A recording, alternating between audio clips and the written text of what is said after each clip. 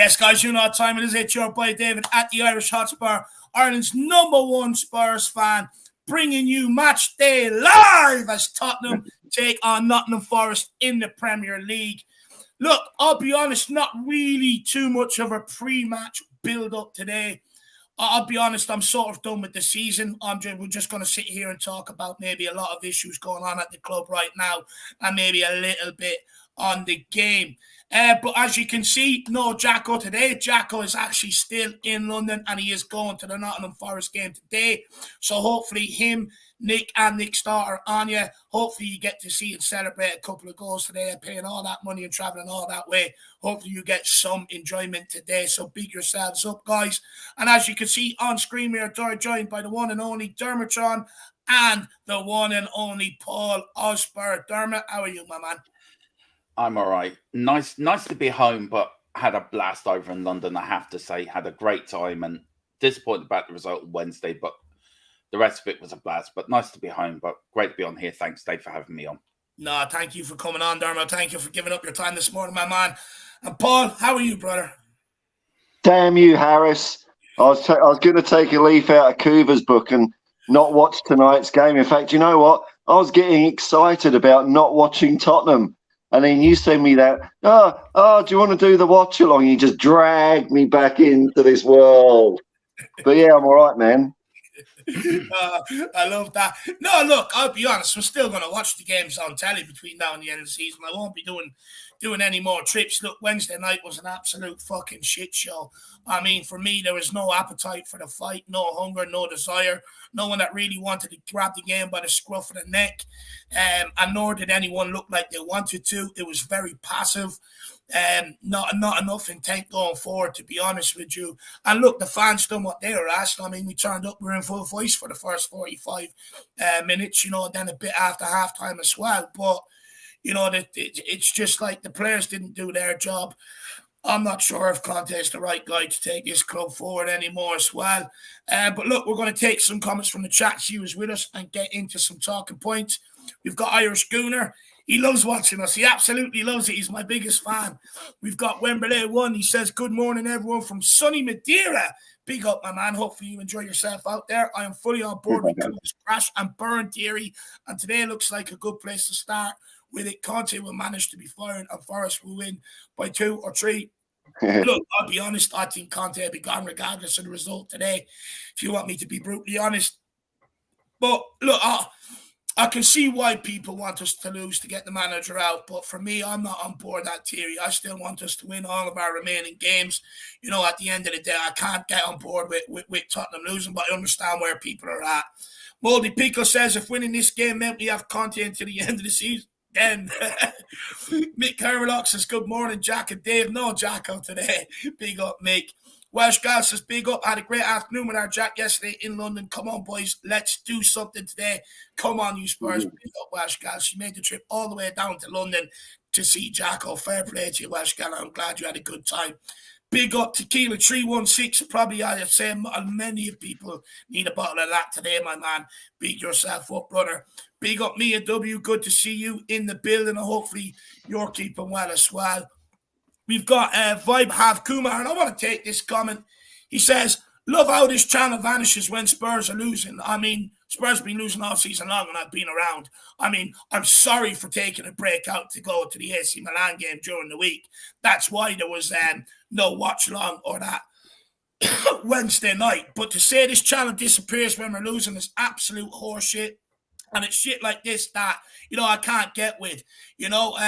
I've done a pre-match build-up for the Milan game. I was actually at the Milan game, so couldn't do a watch-along. Also done a show on the Monday from the Weird Tottenham TV studios. And I'm back here again. The fact that I'm back here again and you come into the stream to put this comment in makes it null and void because you're saying it vanishes when I'm losing, but you've come into the stream, that is on, so clearly it hasn't vanished. So then your comment is actually null and void. But look, each to their own. You're welcome to that opinion, but I'm just letting you know that is false and wrong. Paulio125 says, big up Dave and Jack. Come on, you Spurs. Big up Emily. Good to see you in the building as well. Foggy Full, my man, good to see you. Hopefully you're keeping well. We've got Brett Lockhead says, Neil, one Aurier to score the winner. If that happens, I mean, that guy wouldn't hit a barn door with a fucking Oh, no.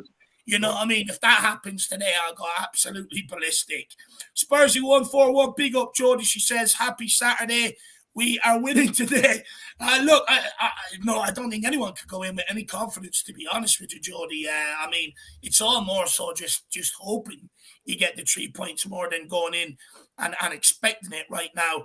Wayne Bonner says, good morning, my fellow Spurs. So for 6-0 today, Romero hat-trick, Real Brace, and a yarder from Hoiberg.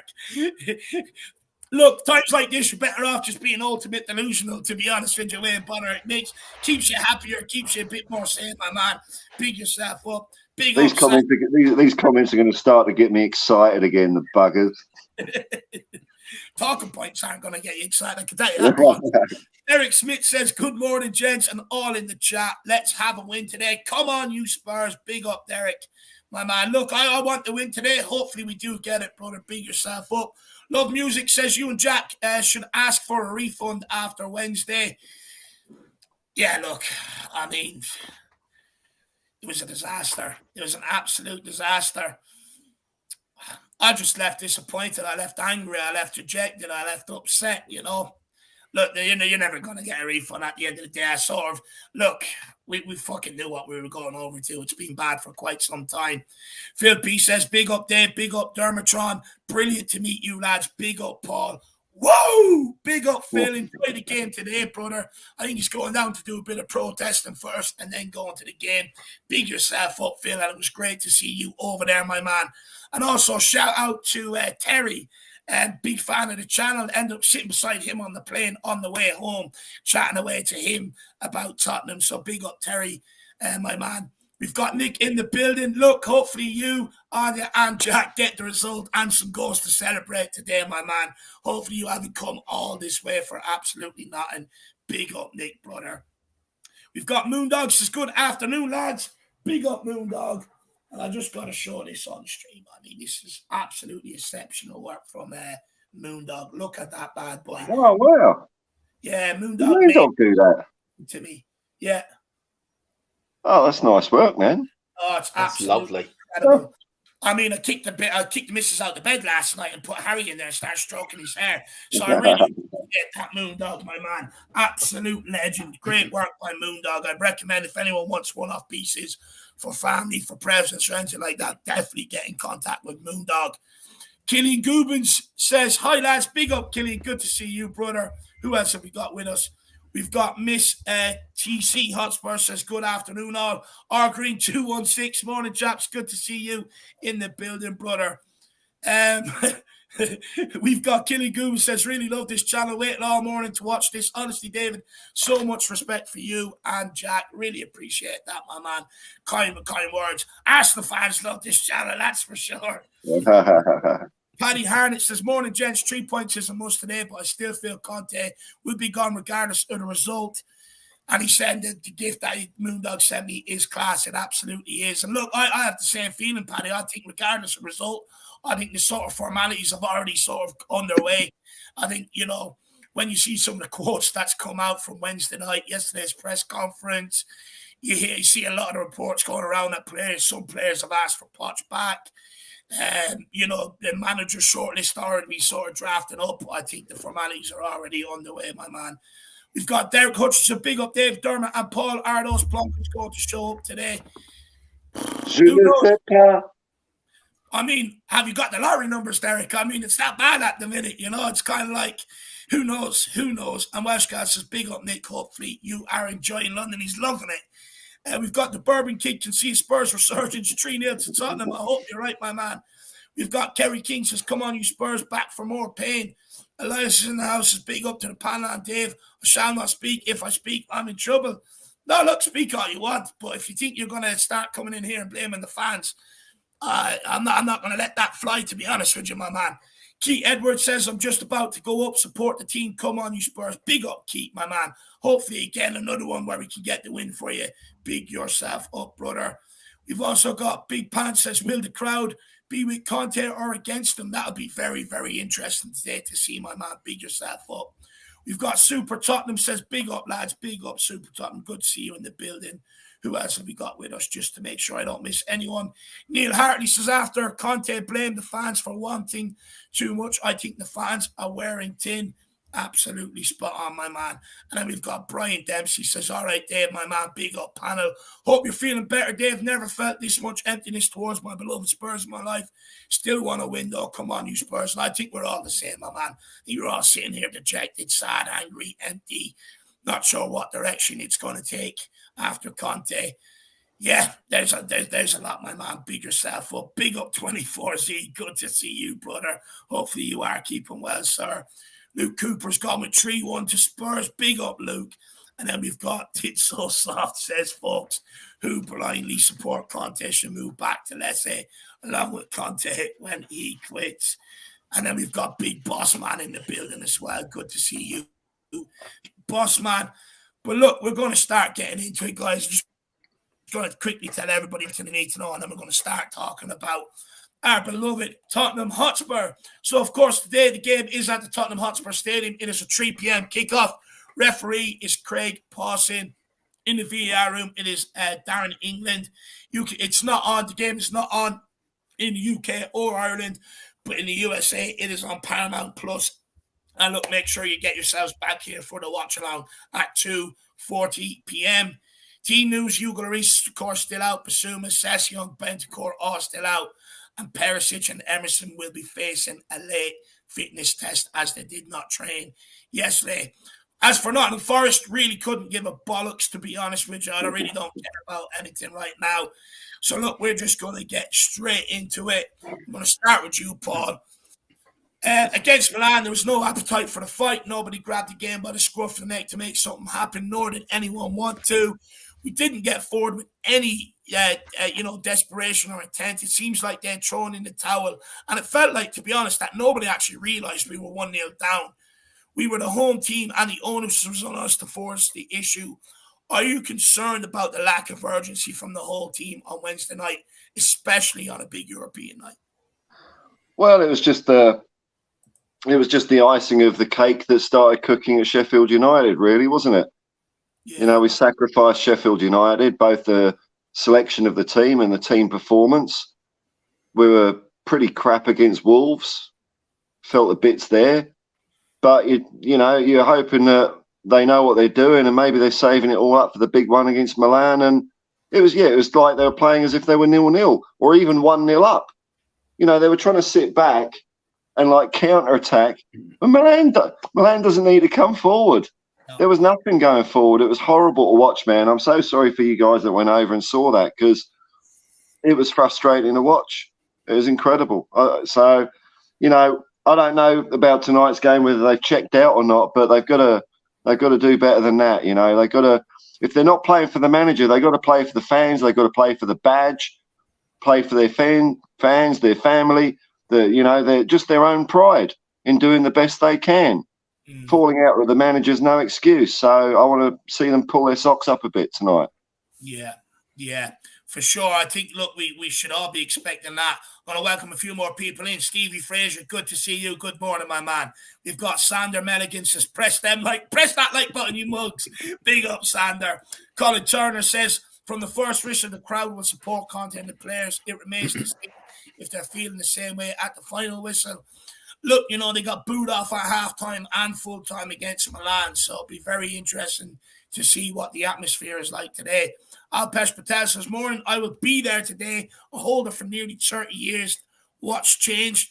The extra 25,000 so-called entitled fans. I mean, look, first of all, fair play to you for holding the season ticket that long, my man. Big yourself up, not an easy thing to do. But, look, I think this was a season where we were all coming in a bit excited, looking to see if maybe we could nick something. And, look, I think it's sort of ending that we're all just counting down the days for it to be over, to be honest with you. Alpesh, nothing has really changed. It's been a big blowout of a season, to be honest with you, my man. But, Dermot, I mean, same question to you about Wednesday night before we get into anything else. I'm just waking you all up a little. I mean, were you concerned what you seen Wednesday night live in the flesh? I was. I mean, when you watch it on screen, you don't think it's that bad. You try to give allowances When you watch it live, it was dreadful. It was dreadful. I mean, I sat there after the match in disbelief of what I saw. And I actually sat there and thought, this is not my Tottenham. We're 1-0 down in the second leg of a European tie. And then they had the nerve to wheel out Steve Perriman at half-time to talk about what he did in 1972. And then players are not fit enough to be in that man's company. And look, I love Højbjerg. He's my favourite player at Tottenham. He was the only one in the second half. He did a shot, I think. And he went up to the south stand where we were sitting. And he started trying to G us all up. And if we've got to G them up, they should be up for it themselves. Yeah. It's the second leg of a European tie to get into the quarterfinals. Our last chance for a trophy. You think they would have been biting at the bit to go through. It was very, very disappointing. And it finally broke me this season, and I'm done with this season now. I'm as like you, Dave. I'll watch it, but they'd be if we get top four, we do. If we don't, we don't. After Wednesday, I'm just done. Yeah, look, it absolutely broke me. It killed all my enthusiasm. I mean, I think I sat there for about 20 minutes in the rain, just staring into the abyss after the final whistle. Look, I don't blame Conte for all of the problems. Let me get this straight. I've been a big backer of Conte. And look, if people think changing a manager without actually addressing the goalkeeper issue, the centre-back issue, maybe getting in a cam here as well on top of that, you're sadly mistaken. It's still not going to fix them issues whatsoever. But what I will say is, it does not look like the players are playing for him. It does not look like they're running for him. It does not look like they're engaged with him really whatsoever. When you've got players coming out speaking to the press the way they are, this, that, and the other, I mean, it's not good signs if you want me to be honest. Big up Darren Ferrin as well. He says the manager has to also take the blame. I think Conte set them up to be cautious. Yeah, that's a fair point, my man. Absolutely fair point.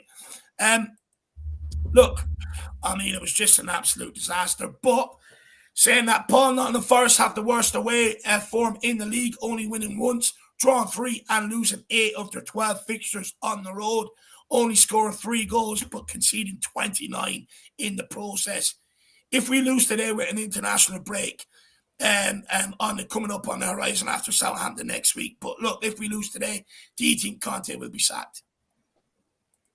I think it's possible, isn't it? And we're going to see. I mean, remember, you know, we've had exits to Milan and Sheffield United, but don't forget the way we went out to Nottingham Forest earlier in the year as well. Like, you know, late last year, it was horrible for performance. So if we see something like that, and look, you know, Conte's press conference kind of putting it on the fans, I don't think that goes down well. I mean, he's not going to get the fans cheering him, is he? You know, if he's criticising them.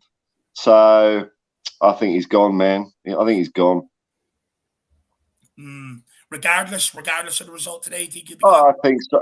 I think. Well, look, if they come out and win 6-0, who knows? But if it's another shitty performance and we scrape a 1-0 win, and the fans aren't enthused about it, you know, it's all good for Conte to say, you know, the fans aren't behind us, they've run out of patience. Well, they haven't given us much to cheer about this year, have they? You know, it's a two-way street, man, you know. And I think most fans cling on to any sign of hope, you know. A little flourish on the pitch here and there, it gets people on the edge of their seat gasping. But it's been so flat. What do you expect? Yeah, I'd agree with that. Dermo, where are you at with it, my man? Do you think Conte's gone regardless of the result? But if we lose today, he'll be gone? I think so. I think he'll be gone. I agree with you, Dave. We talked about it on, you know, while we were over there, and you said he might be gone in the international break, and I sort of agree with that sort of thought. I think he will be. It's a shame. It really is a shame because I had great hopes for Conte to do well and bring us a trophy. Yes, and, you know, the players have to take responsibility. I can't put all the blame onto Conte. All right, maybe some of the team selection for the Forest game away, as Paul's alluded to, wasn't great, and we shouldn't have gone out the Forest. But look, it is what it is. But the players have to take responsibility. They're not. If they can't follow the manager's plan, then there's something wrong along the way, and it's them players again have got another manager sacked. And to readdress the player problem at the club, get rid of the deadwood. We're gonna have this revolving nightmare again and again and again and again. Let's get it right this time. But I think Conte will be gone. in the international bet. It's the right time to do it as well, I think. Well, look, there's some people, we got Elaine Breadhoff here says, Conte has a win percentage of 56% and Tottenham delusional fan base think he's a dinosaur. And then Foggy Foam says people are focusing on Conte and forgetting we have clowns like Dyer, Sanchez, Davies, who again outlast another manager. I mean, look, I think they've got a decent point. Paul, what do you think? Yeah, but I think we're looking at the situation where, I mean, I'm not disagreeing. I think that's true. But, our forwards are not pulling their weight either.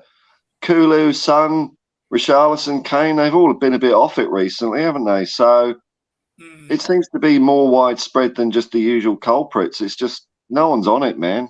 It's sad to see. Yeah. Look, me, I don't agree with sacking another manager and letting some of these guys outlast another manager again. But from what I saw Wednesday night, I think if he's not gone, I think it's only going to cause us more problems between now and the end of the season. And I think top four won't be a possibility at all. I don't know, some people are of the opinion, look, fuck top four. I'm sick of only getting top four. I agree. I'm the same. I mean, we all want to see trophies. But for selfish reasons, I do want to see Tottenham in the Champions League as well. I'd rather watch the competition knowing we're in it than us not being in it. And that's just selfish of me. Take a few more comments here. We've got Azad Hamid says, want us to lose, can't take this anymore, Conte out. Look, like I said at the start of the stream, I can understand why people feel like that. Me, look, you guys out there know the way I support this club. I'm never, ever going to wish that we're the first for Tottenham to lose. I still want us to go on a little run between now and the end of the season and make top four. But like I said, I can also understand why people, just don't care anymore. But big up Azad. We've got Tequila says, did you manage to steal a lock of Kane's hair? I know that was the real reason for the trip. Yeah, look, I had the forensic bag. I don't know if you saw it before the game. The was holding someone back in the south stand. That was me. I was trying to get on the pitch with the forensic bag during the warm-up to try and catch a strand, but they wouldn't let me on my man. Oh, that was you then, Dave, was it? That was me. I was wondering who that was down there with the scissors and comb. Oh, that was you. Okay, now I know. So when we see him on the pitch, on the pitch, he'll have a little bald square on the back of his head where. Watch closely when he's walking out tonight. When the cameras get the teams walking out, you see a little bald spot just on the crown of his head.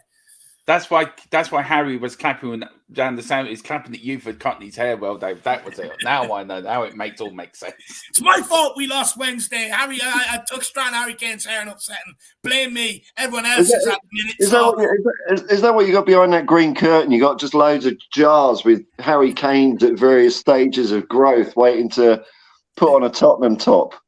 Yeah, it's my secret layer. I've got Højbjerg's hair back there. I've got a strand of Romero's. I didn't want to say it because he'll be on the next flight over trying to rob it. But, that's what I've got. I've got strands of the hair back there.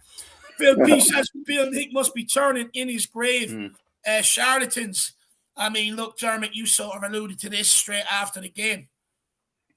It was crying with Bill Nick's tears on Wednesday. That's what it was doing. If Bill Nick was to come back now, he would not recognise the club we've become. And it's heartbreaking. It breaks my heart. It really breaks my heart. This is not the club. We all grew up with a club that we recognised, that we could say that's our club. This is not our club. And Bill Nick will be turning in his grave. I think him and Arthur Rowe and all them great past players, even Keith Birkinshaw, must be looking at us thinking, what the hell has happened? Pilfrey's right, he will be, and it's heartbreaking.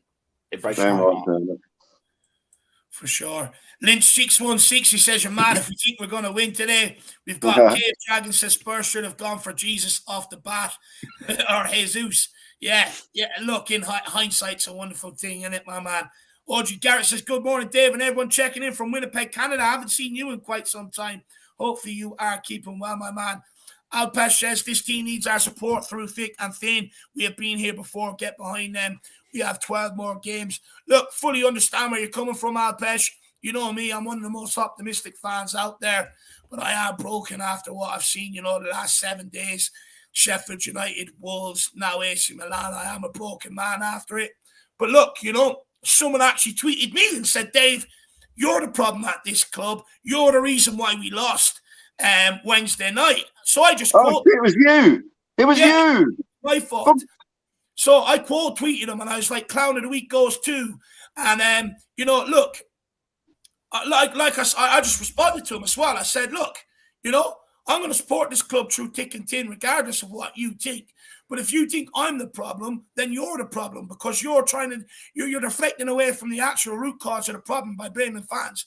That's where I'm at with it. But big up Alpesh, my man. Sending me on one there, Alpesh. Sending me on one, my man. What else have we got here? Let me see. Give me a second. I'm a bit behind, a bit lost without Jacko today as well. Can I just add to that very quickly, Dave, about him blaming the fan? We did not stop singing in the South Stand from minute 1 to minute 96. That we were rocking in that South Stand. We gave all them players the support that they needed. It's the players that didn't turn up. It wasn't us. For sure. Big up Leslie Crawford. Good to see you. Lock-O-Matic says, Porno, I think Elaine has been watching too. I don't know. Ben Davies says you can put blame on the players, but ultimately they're not good enough. How many times do we have to emphasize this? You know me, I've been on that bandwagon for quite some time. We've got Aussie 12, Liverpool scared. Scored more in one game than Spurs have done in 8. That's embarrassing. Paddy Harris said the boos at the stadium are being directed at the wrong people. Yes, Conte and the players deserve it, but they should also be aimed at Levy and Paratici. Look, 100% agree with you, but I'll be honest, Paddy. There wasn't one Levy out chant the whole game or at the end of the game. Not one inside that stadium. Not one. I didn't hear really any outside the stadium either, to be honest with you. So, I mean, it just goes to show where fans are at the minute, my man, to be honest with you. Phil P says club is rotten from the boardroom to the boot room. Yeah, there's a lot of problems we've got going on right now, my man. A hell of a lot of problems. But we're going to get into them in a bit more detail, my man. Look, one thing I will say, and I've got a question on it, and I will get to it, but I do think if Pochettino makes a return, I do think Daniel Levy should be sacked. To be honest with you, because then he's admitted one big expensive mistake. Big up Bob Cunningham as well, my man. Good to see you in the building. Yeah, look, we're all done, my man. We're all done. And Wolf Mauro says, really feel for you, Dave, making the trip to see that debacle. Look, it is what it is. You know, you're never guaranteed a win when you pick these games to go over there, really, to be honest with you. So, look, I just got the bad luck of the draw. Loves Music says, Neil won, Aurier with a worldie. If that happens to them, I'm going to scream and cry because, I mean, like I said earlier, that guy wouldn't hit a fucking barn door with an aeroplane. He's an absolute disgrace on the football. There's a reason why we let him go. And if that happens today, I'd be absolutely outraged. Moondog says, this club is rotten to the core from the owner to the players. My club that I've been watching for 55 years is dead. The life has been sucked out of it. Paul, what would you say to Moondog? It's just sad to hear, isn't it? You know? And I get it as well. And the thing is, it wouldn't take much to bring it back, I don't think, you know? A few reminders of Bill Nick and Danny Blanchflower around the place. You know, whether the current owners will ever do that, I don't think they will, but new owners, because that's what the lifeblood of the club is, you know. You don't hear Man United fans not talking about Matt Busby or Liverpool fans not talking about Bill Shankly.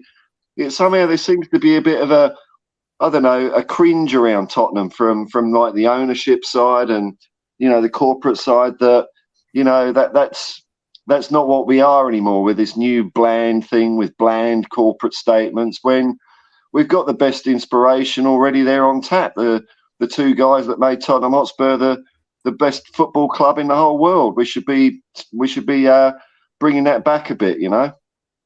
Yeah, big up John and big up Scotty Hynam as well. Dermot, you want to say anything to Moondog here? I mean, look, there's a lot of fans out there in the same boat as him. You know, I'm not quite that old yet. That's probably why I'm not as fed up with it as some others are. But 55 years, you know, and this is probably the worst times he's experienced as a Spurs fan, man. Yeah, it is. I mean, I don't know where to start. I mean, this club is rotten to the core. This club's dead.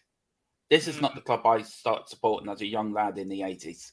Seeing the great Graham Roberts and Paul Miller and Grant Crooks and Steve Archibald and Gary Mabbitt then in the Dino 90s, Gary Lineker, Gazza, Chrissy Waddle, Glenn Hoddle, the Isis lenders. And whatever Paul is right. You go to United, they've got the Mosby statue. They've got Charlton, Law, and Best. You go to Liverpool, they've got the Shankly Gates.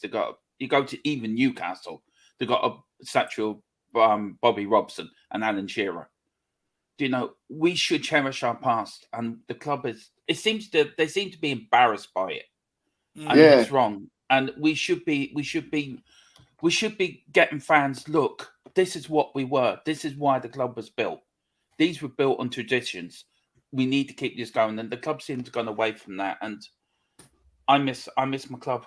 It's not my Tottenham, but I will support them to the day I die. But it's not the club I recognise, and it hurts. And I can understand Moondog, what he's saying. It's dead. It is. And I understand that. Yeah, this season has been a complete letdown. And look, you know that we've got more problems on the horizon. You're going to have to replace Paratici, which looks like they're going to do.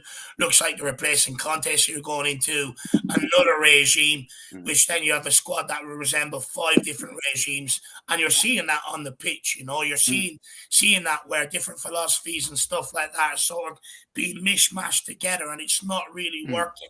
You know, I've said this for a long time. We need to pick a manager. We need to stick by him for at least 2 to 3 years, if not a bit longer, and let him get in the players that he needs. You know, let him bring in 4 or 5 players that maybe he wants in or that he's worked with before, so that he can get his message spread right throughout that team, and do it in his vision, his way. Look, I'm not sitting here saying, you know, that we should sack Conte. I think it's inevitable that he's going to go, but I do think something has to happen. Faz Radfar, big up Moondog, really appreciate support. Faz Radfar says, why is Conte won in every club, but not with us? Simple. And look, this is something I do agree with. I do agree with this. But look, you know, I said this way back in, I remember, I think it was October, November. I was having a debate with Philip and Dermot about it, actually, I believe. You know, I was saying the fact that there's no contract signed, there's trouble on the horizon. You know, if it's not signed immediately, even after January transfer window closes, that inevitably people are going to start cutting corners. They're going to start slacking off. And it seems like this is exactly what's happening now, my man. And it does. Look, I'm not sitting there saying that Conte should take 100% of the blame for everything, because I think that's wrong and I think it's misleading. I think, you know, he hasn't been helped by the decline of Hugo Lloris, which was an issue the club should have sorted out before he got here, because they knew they needed to replace him for quite some time. Centre-backs have been an issue for the last 3 years, and also another issue that predates Conte. And he's a guy that wins trophies, you know. But, you know, at the end of the day, he still needs more. I know some people are going to say, oh, we spent this amount of money. Yeah, great, we have. But we need to spend more. We still know we've got problems in this squad. We know it. And to put everything on Conte, I don't think is fair, to be honest with you, as Radfar. But saying that, if the players aren't playing for him, what do you do between now and the end of the season? You know, my feeling is once if we do lose today, top 4 is no longer really realistic. The club will make a change. They've done it with Poch, they've done it with Jose, they've done it with Nuno. And I think something has to give between now and the end of the season, whether that's Conte comes out and commits his future and says, right, some of these guys fuck off and I'll bring up some youths and we'll do this to the end of the season to get more in the transfer window, or whether it's, you know, we get rid of Conte and bring someone else in. But look, you know, I have my own issues. You had some of the players, you know, Monday reports coming out about, you know, the training being boring. I mean, what training session is going to suit them? They sacked Poch, and Dyer complained in the All or Nothing to Jose Mourinho about Poch's training methods. So then Jose comes in and he says, okay, I'll tell you what I'll do. I'll do the bare minimum fitness, and I'll leave fitness to you on your own accord so you're not complaining. Then they fucking complain about that, saying he's not training us, he's not doing fitness work.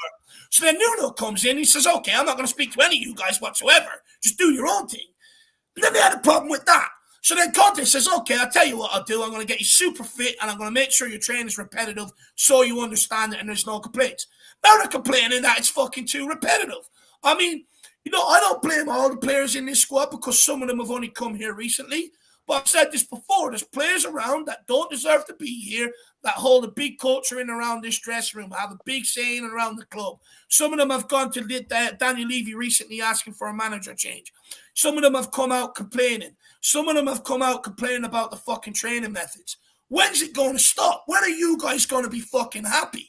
I'm sorry. We pay you 200 grand a week and we expect you to fucking run your ass off, be super fit and do the right things. I'm sorry that we're asking for too much. Absolute fucking joke.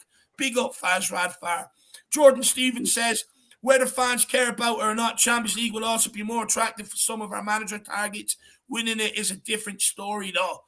I mean, Paul, what would you say to Jordan Stevens here? I think he is spot on here.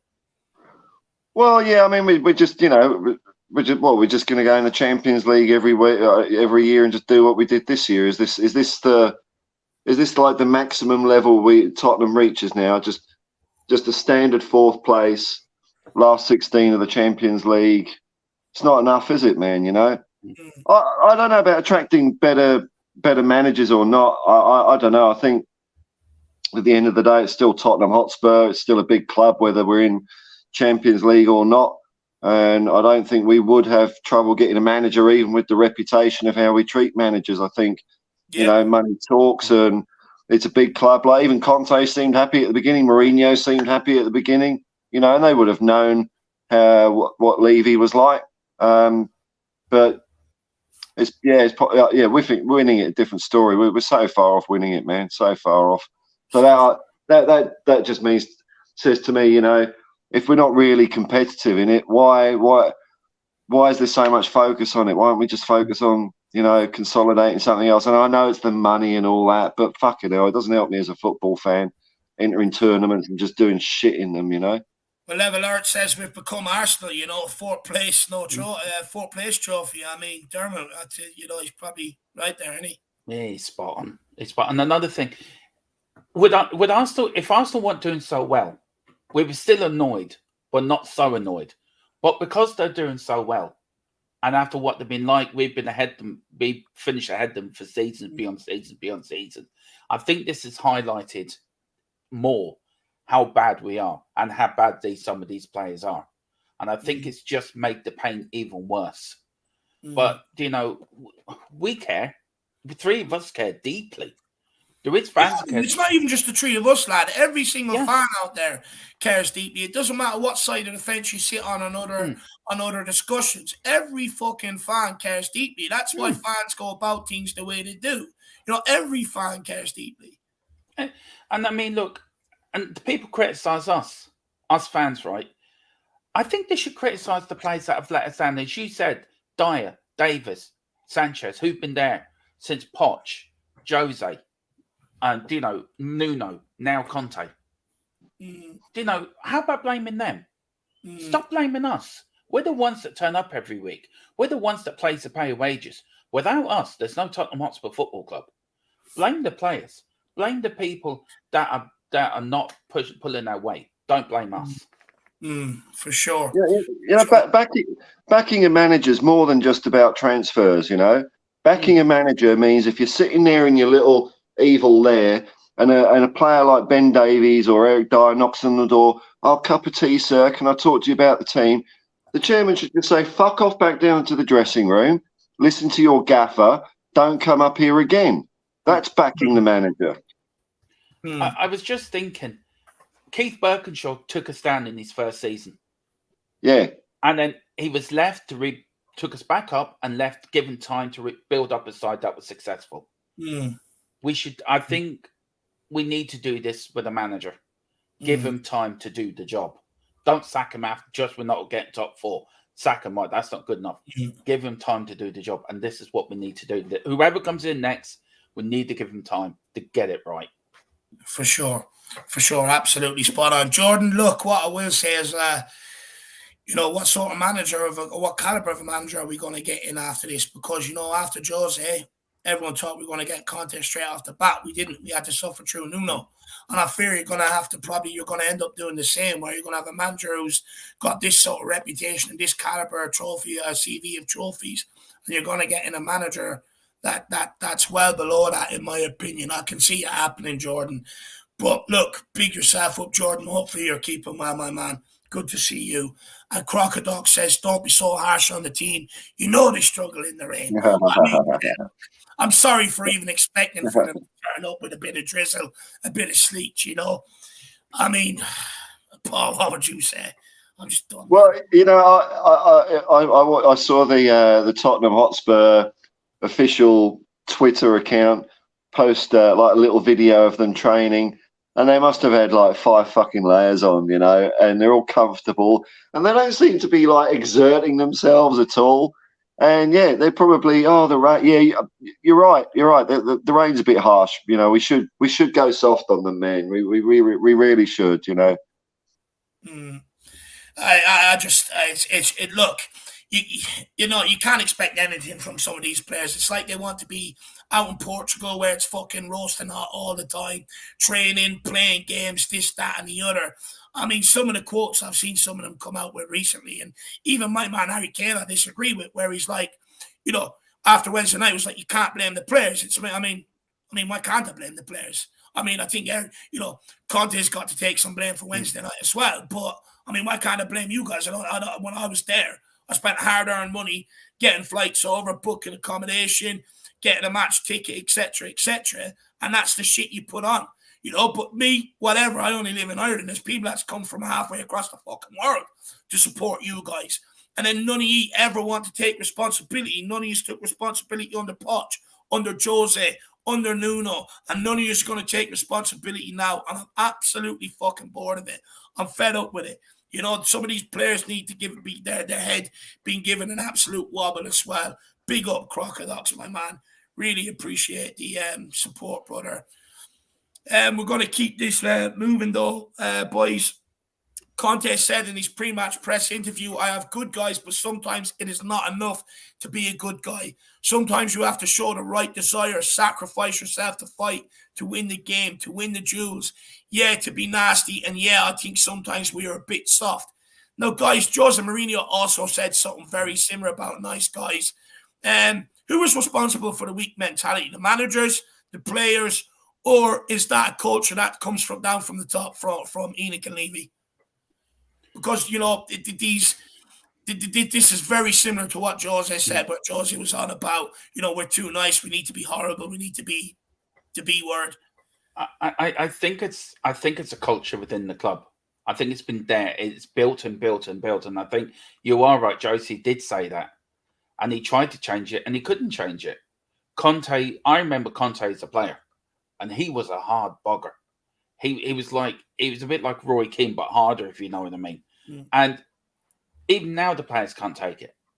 But I think it's more of a player thing everywhere. The players are too pampered. The players have everything under their feet. They have, as Paul said, they go out in layers of clothing. Where years ago they went out in a jumper and a pair of shorts in the depth of winter, and that was it. You freeze your things off. And do you know what I mean? Not your things, Dermot. All right, your bollocks off then. But do you know what I mean? Nobody was pampered. It's too pampered now. They get massages and they get this and they get Jeff that. Ives says the players want big money but don't want to earn it. Exactly, and that's the problem. There's too much money in the game. If you're earning, I would say, £5,000 a week, you would put that, or £2,000 a week, you would put that extra 20% in or 110% in to make sure you earn your money. They're on £200,000 a week. I would just turn up. We'll kick a ball around for a couple of hours. Don't worry, but we're going to get our big money. We'll get our bonuses as well because we scored a goal. The players now don't care. They just want to pick up the money, play a game, and go home. And this is the problem. They're too pampered. And this is what it comes to. It needs to change. Something in the club needs to change. Either that's new owners, new manager, or whatever. Someone's got to come in and run it like an army camp, like a boot camp. Then they'll realise what it's like to be a footballer. For sure. Big up Ben Kaufman as well. I did have the pleasure of being down there sampling some great coffee. I had a really lovely double espresso that morning, and boy, did I need it. And we were actually down there. Look, I'm not going to say it, but we're down there doing a bit of recording for something coming your way this year. So hopefully you guys do enjoy it. But big up, Benji, and thanks for hosting us, my man. Absolute great host, as always. I mean, Paul, where are you at? With the weak mentality, you know, because this is two managers that have said it. Do you blame some of the players that span the Jose and Conte era Do you blame the managers for not instilling it, or someone like Jose Conte, which I find hard to do because, I mean, they've managed to do it at other clubs and win trophies? Or is that culture set from the top all the way down? Or Elias is in here and he keeps blaming the fans, or is it the fans? Well, it's not the fans. But yeah, it comes from the top, but everyone takes their part in the blame, don't they? So, we've got all these luxurious training facilities. Whenever I watch the training videos, doesn't look like they're kicking a football around much. So it's very soft. I'd send them out into Epping Forest in their underpants with a couple of axes for a week, and come back next week, boys, and let's see how you've survived out there. Because you need that. You need a ferocity when you're going out on the pitch. When you come up against an inform like Liverpool or Man United or even Arsenal, they're just going to tear you a new arsehole. They're going to have all their dark arts ready and all that. And Tottenham have, as well as being a flair club or known for playing champagne football, we've also had some bloody hard bastards to, take control of things on the pitch as well. And I don't see that anywhere at the moment, apart from, Romero perhaps, but he's the only, like, none of our defenders put a tackle in for a start, So, that forwards come at us. They know they're not going to get hurt. They've no fear. And the guys have got to get more eye of the tiger. The way they train is like Rocky in Rocky 3 before he gets beaten to shit by Clubber Lang. They're all complacent. They need to get out on the beach with Apollo Creed in a little like man bra and have a bit of a homoerotic run along the beach and get the eye of the tiger back, Do you know what they need? Do you remember that video of the guy sprinting down Tottenham High Road by the stadium in the snow? That was funny. That was brilliant, that video. We need players like that guy. Yeah, we do. Snow, top off he goes. Commitment to Tottenham. Absolutely love that. Moondog says, you need me as a mod on the channel, Dave. I can't take these people blaming the fans. It's disgusting. Look, for me, I think, the narrative derives from protests being organised and fans not turning out in their numbers. Now, it's easy to blame fans for not turning out in their numbers, but it's not easy to ask the question why they're not turning out in the numbers and maybe accepting some of the answers that come along with it. I speak to fans on a daily basis, on socials, people have my number, and through the channel. I know why some of these guys aren't going. In fact, I know why a lot of people aren't going. But people don't want to ask the questions. The reason why they don't want to ask the questions, I don't know. But stop blaming fans and actually ask yourself, why are they not turning up? What needs to be done to help these guys to turn up instead of blaming them? It's an easy cop-out. Plus, blaming people you want to get down with you, how's that going to make them get down with you? You've got to open dialogue with these people, speak to each other, see where each other's coming from. And that's what will generate numbers. But sitting there blaming each other going, you're a fucking problem. It's like, hang on. I watch games just like you do. Some people go to games just like you do. Some people buy stuff out of the shop just like you do. So, I mean, it's a bit hypocritical to sit there and blame fucking fans. Why would you blame people you want to get down with you? Surely you should be sitting there open, constructive dialogue and speaking to them. It's an easy cop-out. Fans are not in the boardroom to influence hiring and firing managers, not in the boardroom to influence transfer policy. They're not in the boardroom to dictate what players come in here and what players are sold. They're not in the dugout to dictate the start 11 or anything like that, and none of them play in the jersey either. So to sit there and blame fans, I think, is a very weak argument. It's very weak. And it all comes from because fans haven't turned up to protest. Well, ask yourself why instead of blaming fans. How about that? Anyone else want to say on this before I move on? Look, I agree with you, Dave. I mean, you look at the Man United with the Glazers. It's all properly organised. Everyone engages with everyone, from the supporters' trust down to the man. There was one fan who hasn't seen Man United in 20 years. Well, how about some of these people that give up what they have, do it properly? Then people will get behind it. We need to be organised. We need to be properly done. And we're a fan base. We should be all together. We've never been this divided or fractured. It's everyone's turning in each other instead of us all coming together. And blaming the fans, I think, is the wrong way, because you're turning so many people away. How about blaming the right people? And then you might get more people behind you and do it properly. And some organize it. just quickly, some people are asking me, is that a dig? It's not a dig. I just see it around a lot. You know, people blaming fans and everything else, and I don't agree with it. It's not a dig at anybody. I haven't mentioned anyone's name, this, that, and the other. I just don't agree with it. If people are well able to sit there and say, you know, fans are the problem, I should be allowed to sit here and say I don't think fans are the problem. I think it actually dilutes away. Because the way I see it is, right, you sit there, you blame the fans. How's that putting the attention on the people where it needs to go? It's not. It's taken away from where the proper protest should be at. So you're putting fan against fan instead of fans united and getting against the people, the owners and the players. Let's get it right. They should be the ones that we all should be going for, not fans. And it's wrong. And they're blaming fans like us for going over. Do you know, we come over from Ireland, Dave, Jack and Nick come over from America. How the hell are we supposed to get over to protest? Do you know, stop blaming us. Blame the man, blame the people that should be blamed. Do it properly, get it right, get dialogue, do it absolutely spot on. Do like Man United done. And then you may get more to follow you. Well, there's a lot of fans out there that aren't happy with the way things are, you know. And I think it's blindingly obvious that the way that a lot of the ENIC out people are behaving, their approach isn't working. I mean, that's a fact. If you've only got 100 people turning up, you're doing something wrong. And from what I see, it's the way a lot of you are behaving. Like, you can't go attacking people. And if you start attacking people, they're not going to go, you know what, you've got a point, man. I know, I'm sorry, I'm the problem. It's my fault. I'll come and protest. It's just never going to happen, man. What I think you lot should do is be a bit more positive. Say what you want to see in Tottenham, like the return of the old values of Bill Nick and Danny Blanchflower. Give someone, give something to inspire people to fight for their club instead of hitting them over the head with a sledgehammer. It ain't working. Try something different. Fair point. But big up, Moondog, my man. Look, again, it's something I don't agree with. I don't understand it either. I think that's where I'm coming from. I don't really understand it. I think it's a deflection tactic, if you want me to be brutally honest, my man. But big up, Moondog. Hopefully you're keeping well, brother, and really appreciate that piece as well.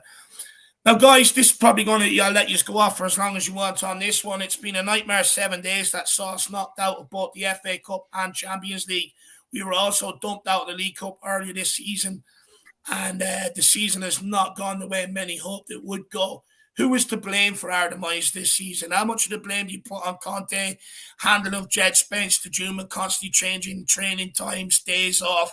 Some people say his tactics, his style of play, and the failure to make an impact from the bench. How much do you put on the players? Lost to Sheffield United, which should never happen. Champions League exit with no fight against a very poor Milan team. Carabao Cup exit against Forest, which was embarrassing.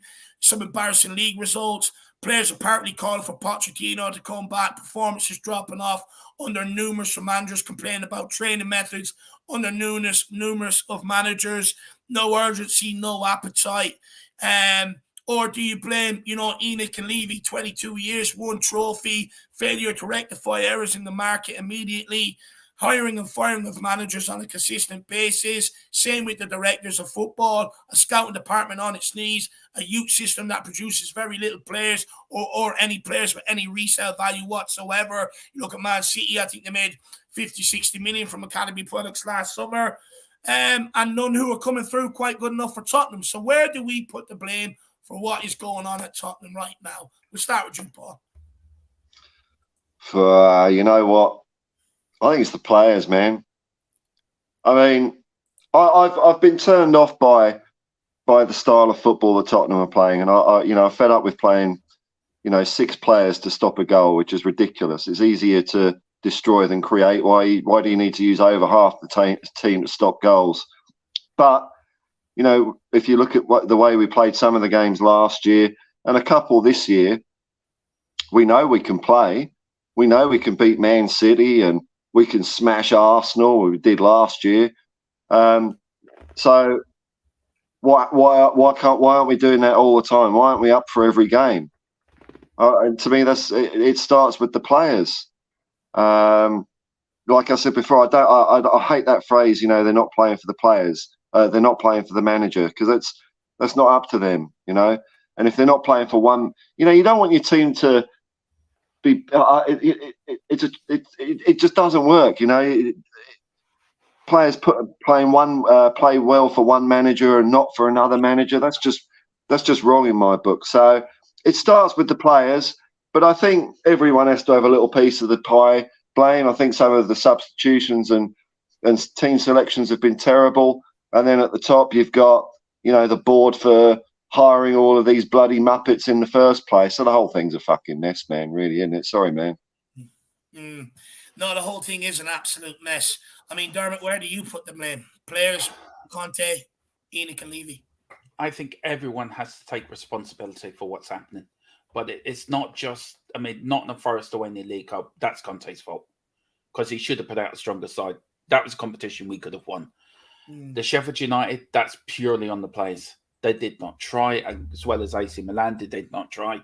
And I think it's been the inconsistency of some of the players this season that we've played well in one games. And then when it comes to a wet, windy night, we just don't turn up for whatever reason. And I think Conte's got to take some of the blame for the selection. The players take the majority of the blame for the performances. But I think, I hate saying this, but Paratici and the board have to take some responsibilities for not looking at where we needed. We needed 2 centre-backs in January. We could have got 1 in. That would have solved our problem to get us to the end of the season. We didn't do it. Either it's the lack of money or they're not. Something's gone wrong somewhere along the line. The eye was taken off the ball with the Paratici thing from Italy. And I think it's just, hang on, we kicked the can down the road. It began by then. And we keep kicking this can down the road to the point where we can't kick it any further. And we're looking back and thinking, shit, we should have done something a while ago. Yeah. So I think everyone has to take responsibility. Now, we're at the crossroads of Tottenham Hotspur at the moment. Where Conte, does he want to stay? Does he want to go? You know, Paratici, do we keep him? Do we get rid of him? We don't know what's happening with the Italian thing. Is he going to put an appeal in? And Levy and Enoch, are they going to sell up? Are they going to stay? So we're at the crossroads of a very important time in our history. And we've got to pick the right road. Because if we don't, I would guarantee you we'll be a mid-table team, probably fighting relegation in the next 4 to 5 years. Because we won't get the quality managers or players in to make us build on what we should be doing. So we've got to make the right decisions.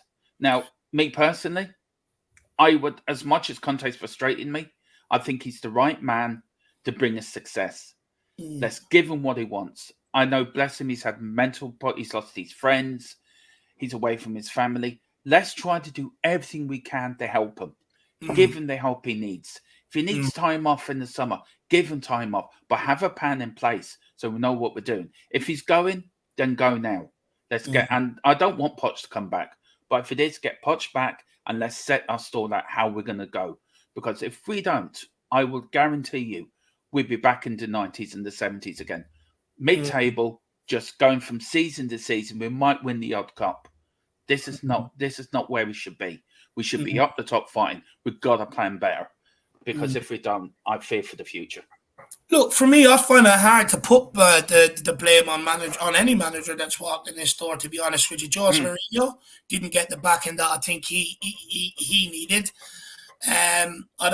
Nuno, fairness, you can blame him. Poch asked for a rebuild. He didn't get it. They thought grass was greener on the other side. And then you got Conte. Okay, yeah, we did. I think we had a decent transfer window underneath him. But at the end of the day, it's problems that predate Conte that has held us back and killed the momentum this season. Games earlier on, like Eric Dyer heading the ball to Mo Salah's path against Liverpool. Same when he ran off, Callum Wilson against Newcastle. Hugo Lloris also made a mistake against Newcastle that game. Hugo Lloris has made mistakes in both London derbies. Players like that, which the goalkeeper was a problem. We all knew Lloris was coming to an end. It needed to be replaced. Haven't done it. We all knew we needed centre-backs for the last 3 years. So for me, I think the players have to take a large, some of the players that have been here for quite some time have to take a large proportion of the blame, because they're the ones that ultimately help new players set in. They're the ones that, set the standards around the place when new players come in. So some of the performance we're seeing from some of these new guys, and it's been a common theme over the last few years. Why are they being allowed to happen? Who's the one in training, like Robbie Keane used to do? If you're not pulling your weight, burst them. I mean, Robbie Keane burst Edgar Davids because he came in and thought he was too big for Tottenham, was acting the prick. I don't think anybody's out there doing that on the training pitch. But then you also got to look at leaving Enoch. I was thinking about this, the last couple of nights. I think for me, when you look at it, I think we're starting to sort of similarly go down a route where Watford went down, where you're hiring and firing managers, you're just bringing in player after player after player. And look what happened to Watford. What we need to do, and is like, if we want what City have built, if we want what Liverpool have built, is you've got to bring in a manager and back him even during hard times. If you think Liverpool didn't have to stick with Klopp during hard times, you're mistaken. If you think City didn't have to stick with Guardiola when he didn't win the Premier League, one of the first seasons he was there, you're sadly mistaken. And then you even look at Arsenal last year. Many fans wanted Arteta out, and the board said, can't keep going down the route of hiring and firing managers. We're going to back this guy, and we're going to get out some of the guys that have been here for quite some time, and then they continue to back him. And I think, look, that's where we're at. We need to pick someone and stick with them, It does look like, that they seem to be more interested in getting deals and revenue streams in, which, look, I also understand that we do need. And, hopefully in the future, then revenue streams will come to fruition and we can start competing with some of the top teams in the transfer market, this, that, and the other.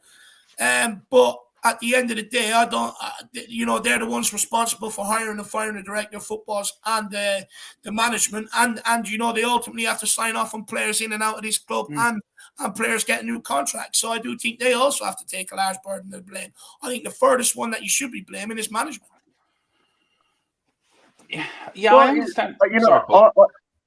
I'd be more supportive of Conte if he showed a bit of love for the club in some of his press conferences. He could easily say he wanted to stay around. He could easily have signed a 3-year contract or something like that. And if things turn to shit in the summer window, he can always walk away, just because he signed a contract doesn't, slavery ended in 1865, for God's sake, It's just that he's not shown any commitment at all. That's the thing that worries me, about when he says, "Oh, well, we'll talk at the end of the season."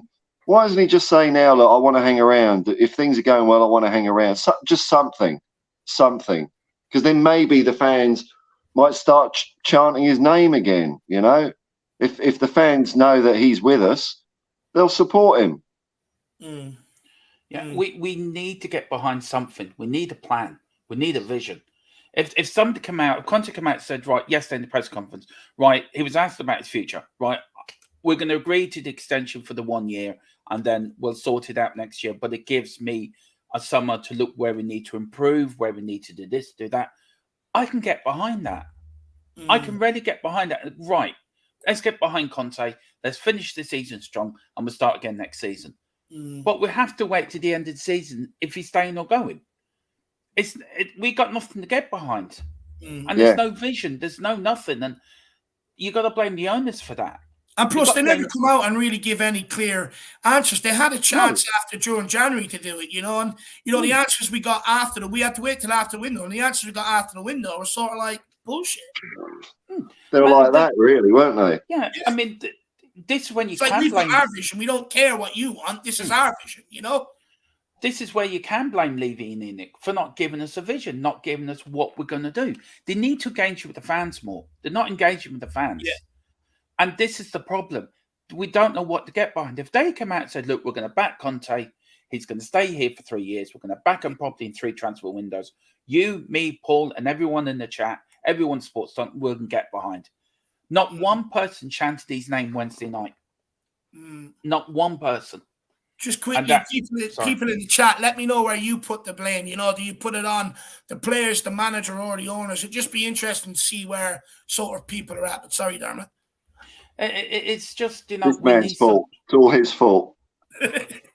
Nah, I wouldn't blame him. Won't blame the big man. He's the one that keeps us together. Look, Enoch and Levy have to take blame here for not giving us a vision. They should have come out early before with the response to the supporters trust. They should have got the results out early. Give us something to get behind. If you're going to back the man, back him. If you're going to bring somebody else in, do it now. Get behind him so we've got something to get behind. We've got nothing to get behind. There's no vision. There's no road. There's no nothing. We're just going limping along season. Oh, don't worry. We've got F1 coming. Look, I don't mind the revenue coming in. We need extra revenue, but it needs to be spent on the team, not on different parts of the club, on the football club. We are a football club. The thing is, right, they have spent money down the years. Right? You know, under Steve Hitchen, they gave the fucker 350 million. Yeah. But it's what we spend it on and how far we try to make that money spread, if you get what I mean by that. Right? Like, you know, for instance, if we would sell Harry Kane for 100 million this summer, they would try and make that spread to fix all the issues. They'll try and get a goalkeeper, 2 centre-backs, a new striker, and a cam out of it, rather than actually investing it properly. But then also, when they do make them mistakes, they're not very quick to rectify them in the transfer market. They persist with them. Hopefully, you know, next season will be better, blah, blah, blah, blah, blah. And it's like, you've got to be more proactive. If you bring someone in the summer and they're not doing it by January, get in the fucking next guy. You've got to do that. Football's ruthless. And you've got to sort of create that ruthless culture so that players can't get stale, so that they can't sit there and start dictating things. They constantly have to be on it. We won't see what we keep seeing, where you win 2, you lose 2. You know, if you have that ruthless culture, management know they can't dick about as well. If you have that ruthless culture, the board have to start doing that. They've got to start developing this ruthless culture. You know, shit is allowed to seep in. Well, they kept Steve Hitchen in for how long he did, even though he's obvious he was making error after error after error after error. And it's like, there's no room for that in football. Football is a very quick game. It's constantly evolving. It moves quick. You know, they say a week is a long time in football. And we can't afford just to keep, we'll lay 60 million on this player, but we're going to keep persisting even though it's not working. No, fuck them. Out the door, next guy in. It should be a privilege to come and play for Tottenham Hotspur. That's what it should be. They've spent over $1 billion on transfers in 22 years. And they've only recruited, I think, around 800-something thousand euro. How much? Look at all the mistakes they made. And Steve Hitchen seems to be getting a pass here along the line by a lot of people. They're not blaming him for the mistake and the shit show he left. Paraticis had to take time to rebuild that scouting network and what he left in that office. And our youth system is non-existent. There's a lot of the club the owners have let gone to rot. And that needs to be forgotten. That needs to be built up and done properly. Because we've always had a good youth system at Tottenham. Paul can remember, like, Steve, Paul Miller or players coming. Glenn Hoddle came to our youth academy. Players like that. We should be able to bring players like this. Mickey Hazard. It used to be an endless list, man. Yeah, it's just, this club is just ran so badly. The football side of it. It's like we're not important on their list. Everything else is important, and we're not, and it's just really frustrating. And you used to have the first team, the reserve team, the youth setup, all playing the same sort of football. So that when the first team, when we did have an injury crisis, you could bring players like the 1984 UEFA Cup final. Yeah. I look, that team sheet. I don't recognise those players' names, but they went out and they played a good game. They won. They played the Tottenham way. I don't think there's that link between those. Well, there's no such thing as a reserve side anymore, but there doesn't seem to be that continuity throughout the club. I think it could easily start if the board started talking about football in terms of glory, not just bland statements that apply to every other football club in the country. Talk about Tottenham, for God's sake. We are so disconnected from each other, from the club and the fans. We are so disconnected. Danny Thomas missed the penalty. Steve Perryman said this in the 1984 Cup final. The fans sang his name from the penalty spot to the halfway line. There's only one Danny Thomas. Yeah. The club and fans were one. We've always been one. Yeah. But now we're disconnected, and we have to get back as one. To move forward, we have to. there is a massive disconnect. Disconnect from the fans and the playing squad, disconnect from the fans and the manager, disconnect from the fans and the owner. Look, at the end of the day, I believe fans should be celebrated. The fact that fans still stick by this club through the thick and the thin. I think fans are probably the best part of this club at this moment, if you want me to be brutally honest. Yeah, man. Just joined finishing work after getting up at 2:45 a.m. Just hoping Spurs can get a win or at least a good performance. But this should be an easy win today on paper. But I tell you what, Dan, look, these fucking players owe us. They owe us. They owe us a performance today. They owe us goals today. I don't want to hear anyone crying, moaning. You got some players moaning, oh, well, I was due to come on, but I didn't come on. Or I was in the starting 11 and they took me out of the starting 11. Yeah, okay, Grant, get on with it, But at the end of the day, stop looking for fucking excuses all the time. You let us down in the FA Cup when we had a really good chance of winning. Getting Blackburn in the next round, you like to think there's a nice trip to a semi-final, a nice day out for the fans. You deprived us of that. You deprived us of getting through to the next round of the Champions League.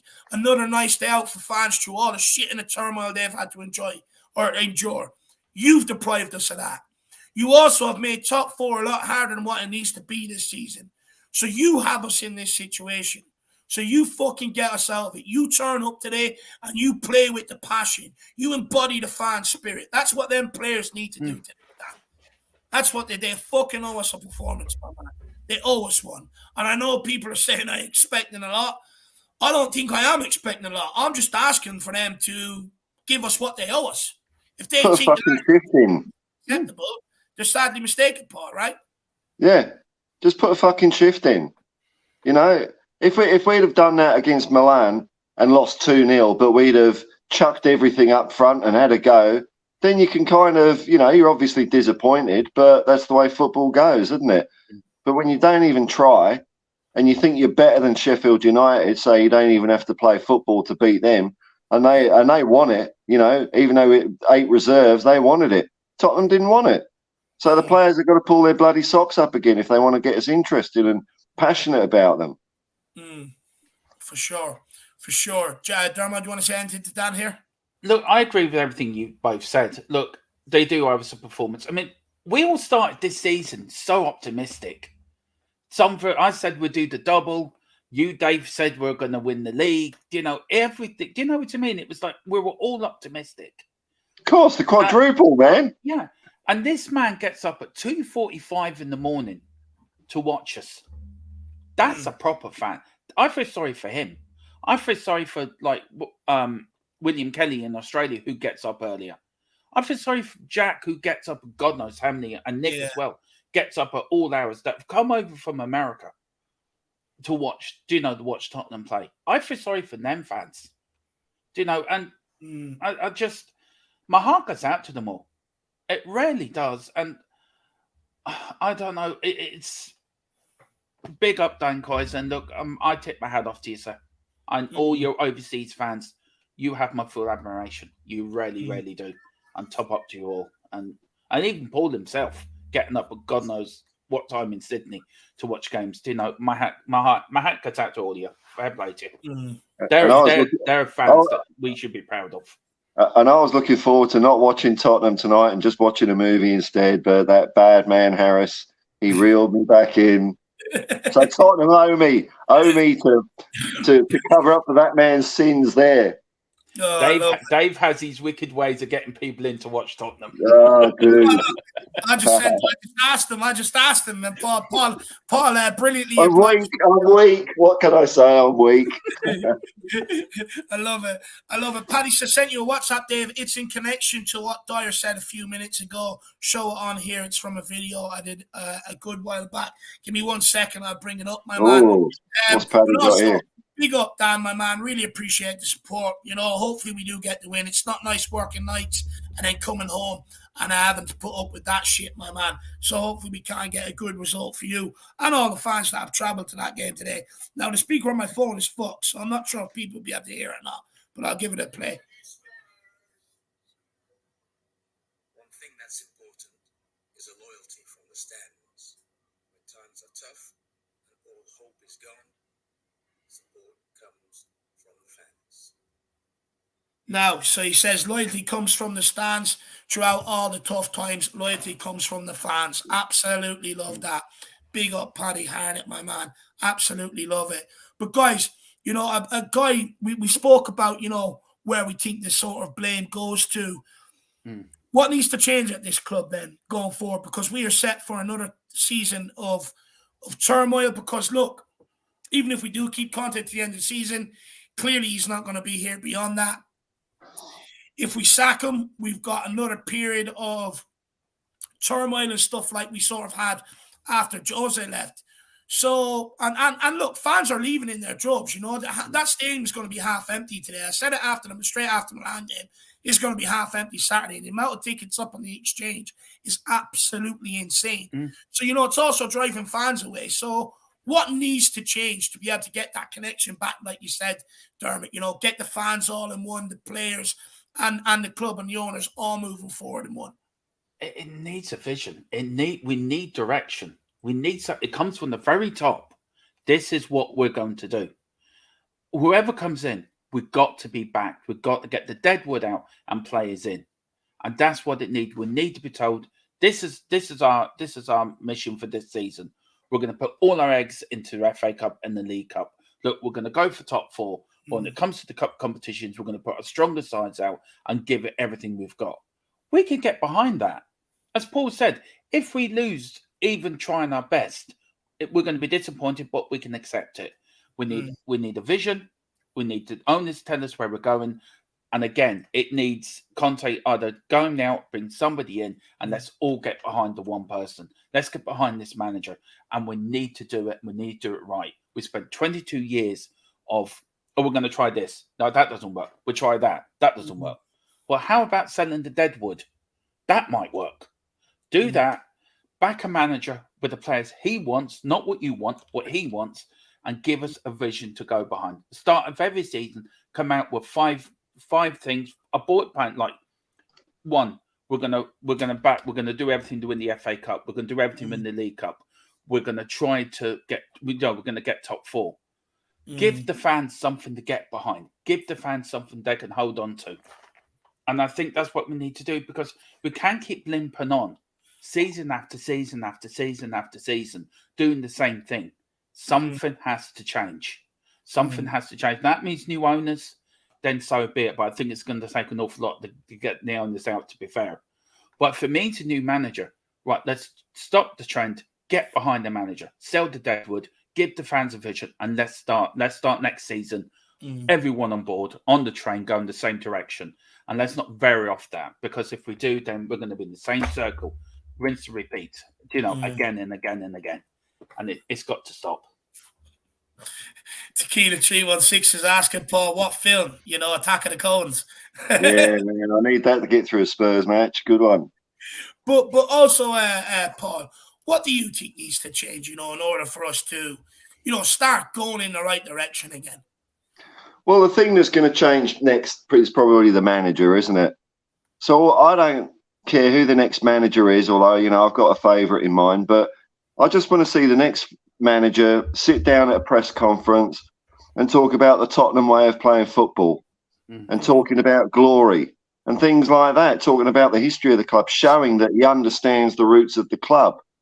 That's the most important thing. I don't even want to hear a manager say bland stuff like silverware and competitive and all that sort of stuff. We've already got the best examples. Just Danny Blanchflower. It's the greatest fallacy that the game's about winning and losing. It's nothing of the sort. It's about glory. It's about doing things with style and with a flourish. It's about going out and beating the other lot, not waiting for them to die of boredom. Now, there's nothing in there about top four or trophies or anything, but it fires you up, So I want a manager to come in and play the Tottenham way of football. I'm fed up with this five at the back shit. I don't want to see it anymore. And I want those useless defenders we've got out of it. If we play four-man defence, we need less of them anyway. So, I think that would be better for the club all round. But I just want to see someone who's going to lead the team in the way that I want to see them play football. That's it. For sure. The Owlad is in the building. Big up the Owlad. Hopefully you're keeping well, sir. He says, Forrest will rip us a new arsehole today, boys. Hate to say it. Look, I hope not. I mean, that would be quite embarrassing considering they've won one on the road all season.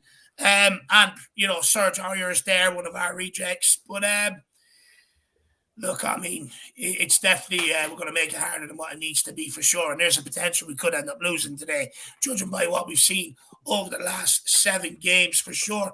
And I'll be honest, I don't put it by some of the guys that have been here for quite some time to, throw the towel in on this game to get the manager out. They've done it with Nuno. They threw the towel in the North London Derby. That's what I was hearing, David, That's what I was hearing is going to happen today, man.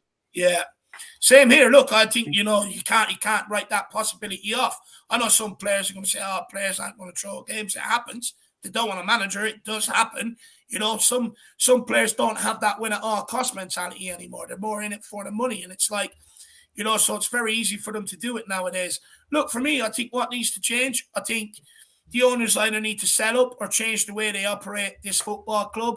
I think they need to loosen the purse strings a bit more. I think they need to be a lot quicker to rectify their mistakes in the transfer market.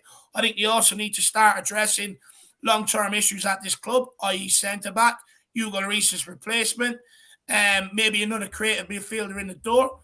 I believe they need to start communicating with the fans a hell of a lot more better than what they do. I think they completely misread the room when it comes to that situation.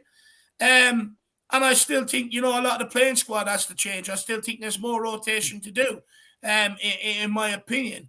So, look, I think the change has to start from the top down. I don't think the players are going to inspire any change. Neither is the manager. Managers have come and tried. Jose Mourinho came and tried. Pochettino tried. Conte has come here and tried. And they don't seem to be getting exactly what they want or exactly what they need. But also, the owners aren't quick enough to sort of rectify mistakes or address problems. It's always like we'll do so many problems, but then you're going to have to wait for this problem for next summer. And it's like, it's too long. When you've got other teams coming in and addressing everything in one window, we have to start acting like that. Like I said, we've got to develop a ruthless culture at this football club. Ruthless from top to bottom, all the way through. No more of this keeping people in jobs that aren't doing their job. No more of this handing out contracts when players don't deserve it. In my book, contracts should be a reward, not a contract given, because you've been a loyal servant or because you're an okay backup. This whole thing of an okay backup is bullshit as well. You should be constantly looking to try and improve your first 11, which means if you buy into the right player, the guy who's in the original first 11, he then becomes backup. And that's how you get players good enough to be able to play in these cup games and not throw games, because you've got winners who want to get into the starting lineup, not losers that are here for the money. So we've got a lot of problems. And unfortunately, it looks like we're set for another summer of absolute turmoil, absolute fast-moving news, which I didn't want, to be honest with you. I wanted a summer of stability, but that's also something that needs to be fighting at this football club. A bit of stability. We need some stability in terms of management, in terms of continued investment. So that's where I'm at with it. Now, guys, I do want to ask you a bit on Pochettino because, there's a lot of talk about him maybe being the one to sort of take over the reins. So reports have suggested Levy has been in contact with Pochettino for the last 2 months over return to THFC. But Pochettino is waiting to see if the Real Madrid job becomes available. Now, if Conte does leave as expected and Levy even considers bringing back Pochettino, even worse, waits to see if Tottenham are second choice, then that is in essence admittance of committing some very costly errors over the last 4 years. And if that is the case, should his position not be reviewed and looked at as well as Conte's? Because the fault can't always rely on the managers the way we've made it look the last few years. So when are people going to start looking at reviewing at inside the club, looking at Daniel Levy's tenure then, and looking at some of the costly mistakes he's making? Because it can't just be managers and players.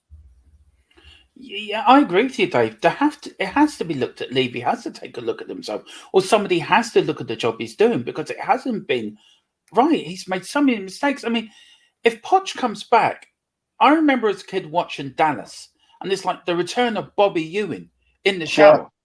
Yeah. I mean, Lee, that's what it's like. Since Poch has left, it's like being a dream, and then suddenly we all wake up and Poch is still there.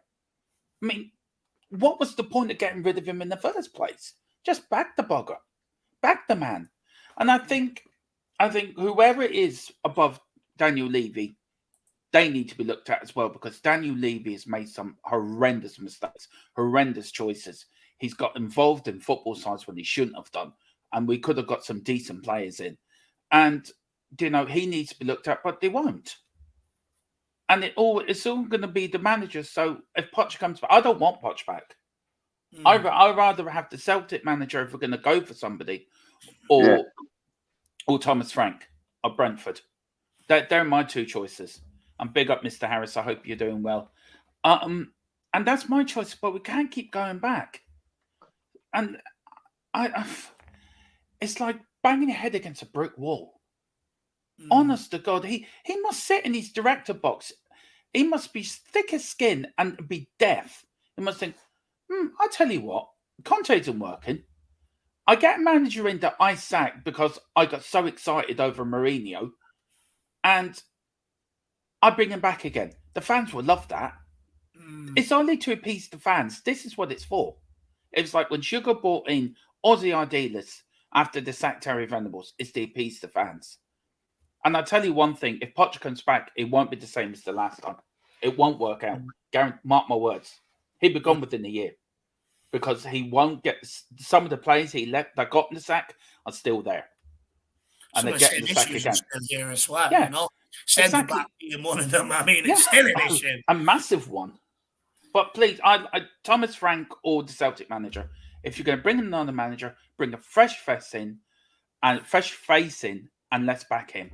Don't keep going back to Poch. Believe it or not, Dermot, I wasn't actually going to ask, what manager should come in the door next, because I don't believe it's right when you've got a manager in, but you've pissed all over that, so thank you very much, Dermot. Sorry. Really appreciate that. No, sorry about that. Sorry. Well, no, I'm only messing with you, my man. You're able to say what you want. Me, personally, I'm not going to put names forward, really. I think it's a bit disrespectful. I think it's wrong. I get what you're meaning. I do, but we sort of know Conte's going anyway. So I'm just looking ahead when he does leave, either this season or next season, whenever, who I'd like to come in. We need a fresh face. You can't keep going back to Poch. Yeah. Because it's like, what was the point of sacking him in the first place? 100%. Welsh guys, telling everyone to smash that like button. Please smash that like button. We are in a constant fight with the algorithm, so we need you guys to help in that fight. So please smash that like button. As well, feel free, if you're new to the channel, to smash that subscribe button. And also, there is a super chat option available if anyone wants to support what we're doing here. If you, if you got your talking point, if you agree, disagree, feel free to get them in and support what we're doing here. But don't worry, we know it's extremely, extremely tough times out there. Some people can't even afford to heat their own roof over their heads. So, at least just get your comments in the chat and keep engaging with us. And if everyone wants to know why I don't wear skinny jeans, it's not because I don't have the figure. It's just because I just want my outlet to like me, to be honest with you. He doesn't like people that wear skinny jeans.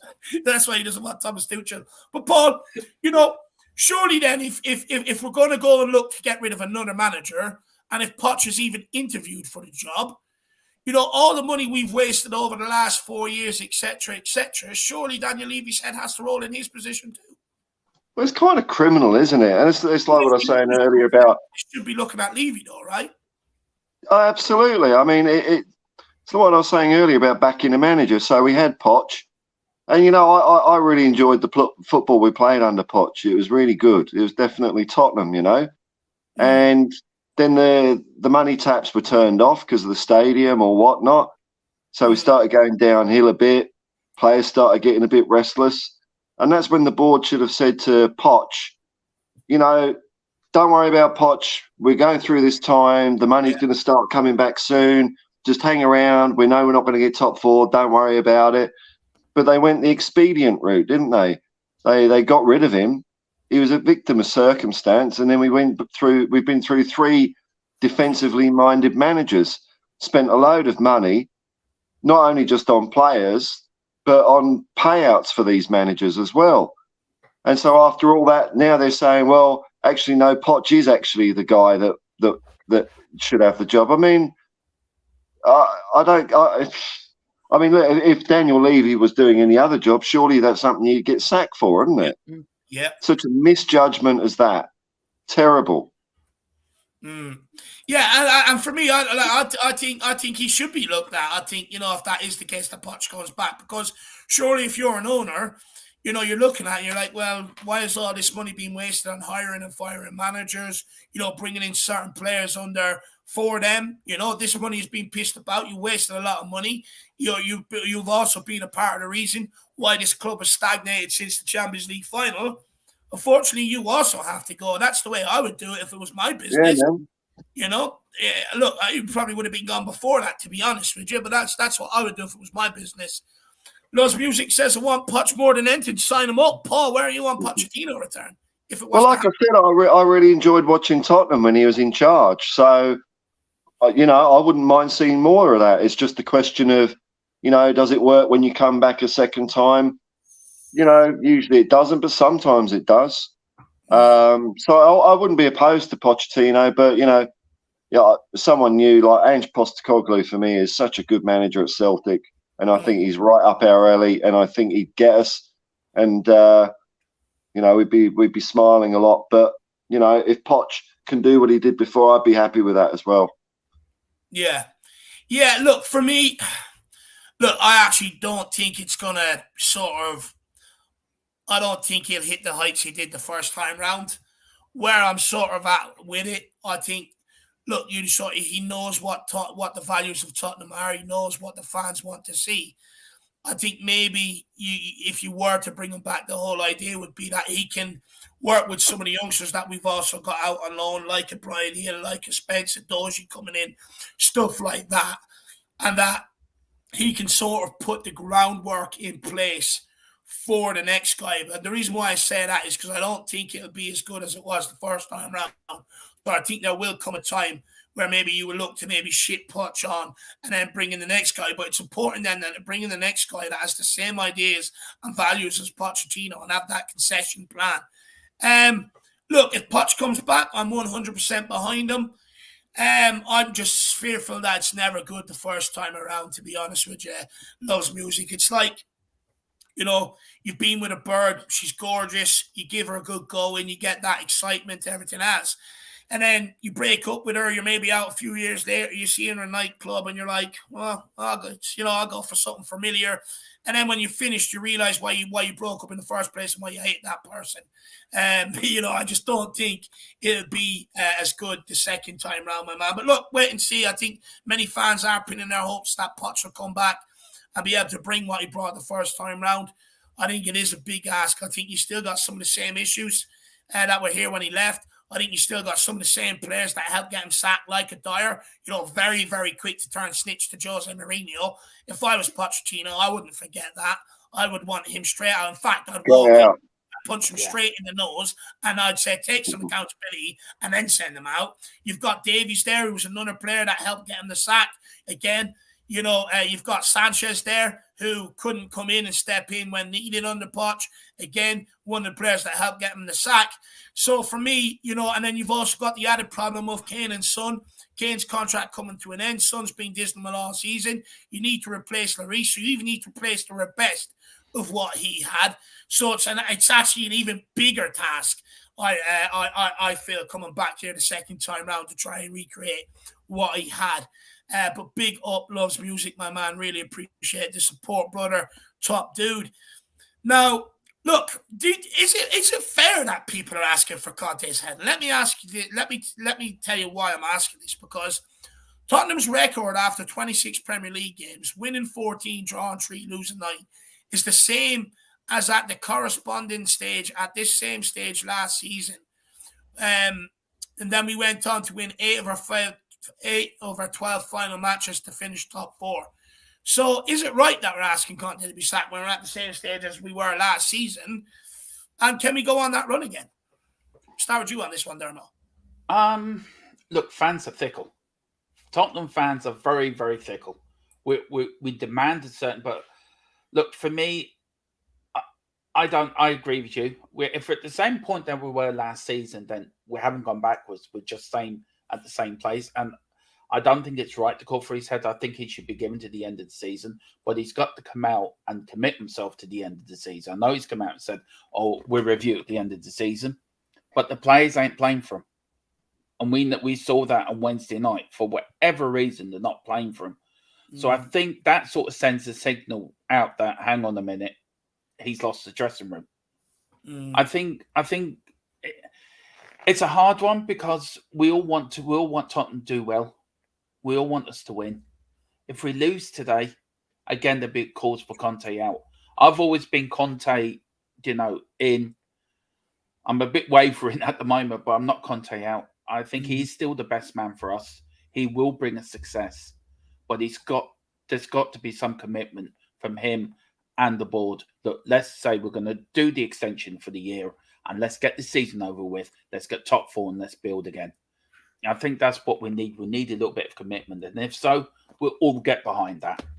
But I think it's ridiculous. There was some of the Conte out, even when we were doing well, and people were asking Conte to go out. And it's also the style of football. If we had some attack in football, I think we wouldn't mind so much.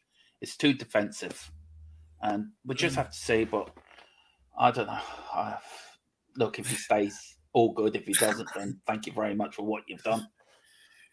Sorry for the lack of answer, Dave. No, you're all good. You're all good, my man. And Paul, where are you at with it? Same stage we were at last season. I mean, look, obviously there's been no progress, which fans would have wanted. But is it maybe a bit harsh Conte out, considering we're still at the same point we were last season?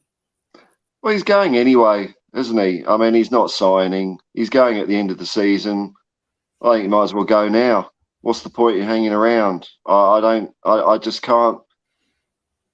I mean, say if we win every game for the rest of the season, or say if we don't, we've got to get ready for next season. We might as well just start getting ready now. Then if we get rid of him now, then we look for a manager now, or maybe there's one waiting in the wings.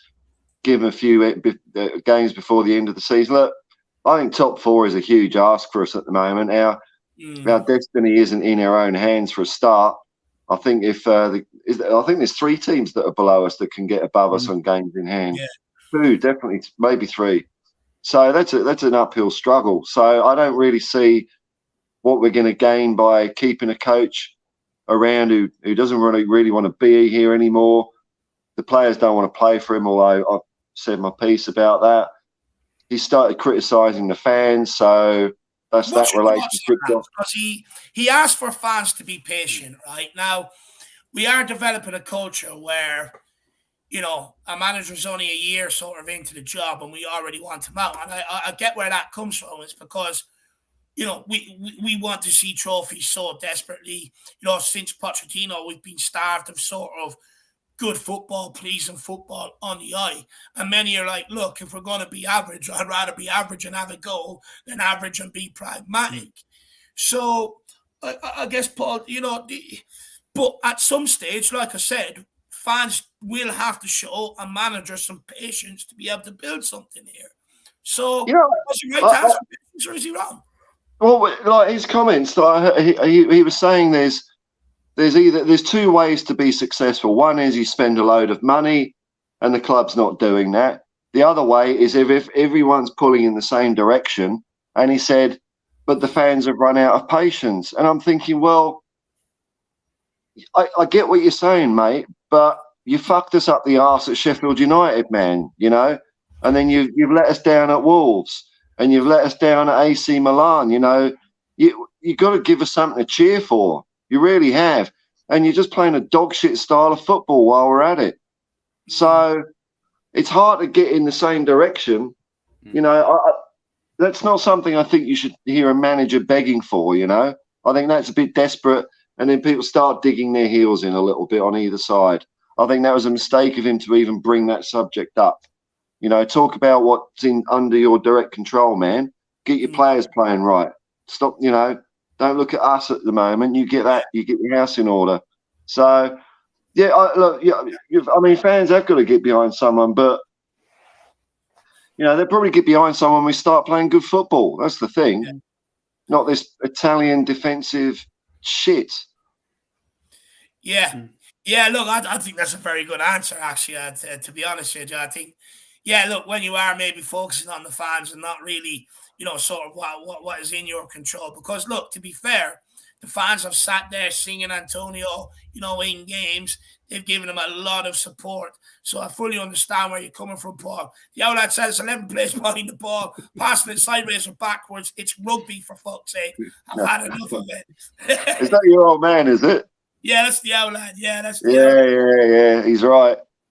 Can I just say that's comment of rugby's on tomorrow. Tottenham v Scotland for the Six Nations.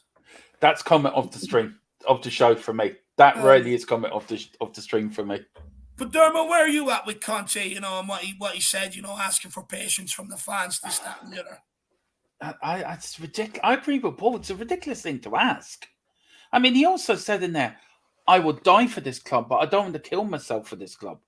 It seems like he's playing a game of dare with Levy. Do you know? Look, the substitution on Wednesday, bringing Sanchez on when we needed ready to go more attacking, and he got booed for that. It was like, "Here, look, I'm doing the stupid thing. Sack me if you're there." Do you know? And he's coming out and he's blaming the fans. He's blaming the owners. He's apparently gave the players a complete dressing down at full time on Wednesday night. That doesn't matter. That doesn't matter. But the problem is he's blaming everyone by himself. Where he should be looking at himself. What can I do better? Where do I need to make improvements? Do I need to change my formation? Do I need to drop some of these deadwoods and start bringing in these younger players that will die for the shirt? What do I do better? And he needs to take responsibility for himself. He's too stubborn. He won't change the system. Wednesday night, he should have brought on the striker. Or said, right, let's go for it. If we lose 1-0, we're going to go for it. And do something different. And I think he needs to look at himself. I think he's stuck in his ways. It's my way or the highway. Even the great Alex Ferguson, Bill Shankly, Matt Busby, they all bent a little bit. They all changed. They all think, right, I need to change it for this game. Do you know? And but you know Conte what, doesn't. We've seen a problem here with Jose and Conte coming in. You're going to bring in a manager with CVs that these guys have. They come in with this arrogance that they're here to do Tottenham a favour because trophies. And in a way, if I was in their shoes, I would walk in with that arrogance because I would walk in expecting everyone to want to do what I've done or what I'm doing because I know what brings trophies, right? But when they're walking into the club, everything's being pulled away from them. The power's being pulled away from them. And it's kind of like, I can understand why these managers come in and do that. And I don't like it. I hate it. I think I want everyone at Tottenham Hotspur to want to be here, to want to be the very best for Tottenham Hotspur. But I'm also not going to sit here and pretend I don't understand why they have this arrogance when they walk in here. I mean, it was like Alex Ferguson when they were in Man United. But when he left, he ran the whole club. It was his way or the highway. Everyone got behind what he was doing. Nobody's getting behind Conte, what he wants to do. It's like some of the club is, I don't agree with that. I'm not going to do that. Some of the players, I don't like your training methods. I'm not going to try. Everyone got behind Fergie. He wanted a player out, they went. He wanted a player in, they got it for him. They did whatever they could. And that's been the culture at Tottenham since Poch, since the manager, since. Nobody wants to get behind the manager. It's, okay, you can come in, you won these trophies like Mourinho did, sacked before a cup final. Because we didn't want to probably pay him a bonus for winning the competition. What's more important? Winning the cup so what if you got to pay him an extra 5 million? Get another trophy in the cabinet. That breeds success. You win one trophy, the players want another one. Right, next season, let's see, can we build on another trophy? Keith Berkshire won an FA Cup, won another one the following year, won a UEFA Cup in '84, got to a League Cup final in '82. Success breeds success breeds success. And we don't have that at Tottenham. And one way I feel sorry for Conte, he's tried to build his own house, if you know what I mean. If Paul gets my drift, like the Bill Nicholson house. He's trying to build the foundations to breed success. We don't want to get behind that. And you just got to look at Man United under the Fergie. If you follow his way, he'll bring you success. and he was successful in Man United. We don't do that. We'll do a bit, but we'll go the extra 5 miles to get that extra player in, or get the extra ingredient we need to please Conte. And this is where we left, and it's the same with every manager. And it gets frustrating, it gets angry. I want a trophy, for God's sake. Top 4 is all great, but that lasts a day. We're in the Champions League. Yay! Oh, it's over with now. Winning a trophy, you can go through the whole summer. You've won a trophy. You can say Tottenham won the FA Cup. That would take you through to next season. Then you've got to look forward to the Charity Shield at the start of the season. Do you know, it breeds success, breeds enthusiasm. Enthusiasm breeds hunger. Hunger breeds I want more.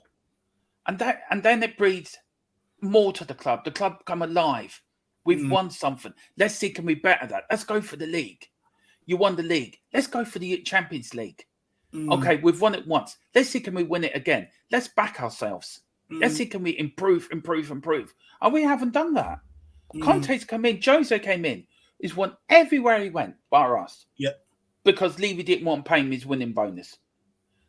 Conte's come in. He's been successful everywhere he has been. Comes to here. Well, do you know what? I want Bastoni. I'll tell you what. We won't give you Bastoni, but we'll give you another asshole defender. Same as Jose Mourinho. Jose Mourinho says, get me Kim Min-jae. And they go, no, that's 5 million. That's too cheap. So what we'll do is we'll go and get you Joe Rodon and we'll pay 11 million. Yeah. And look where the two are now, you know? Yeah. One's about to win a Serie A in Italy and the other one's fucking shipped out on loan to France. They probably said to Conte, look, we've got brilliant defenders here. Dyer, Sanchez. Look, world class. I mean, they're worth, in my eyes, 100 million.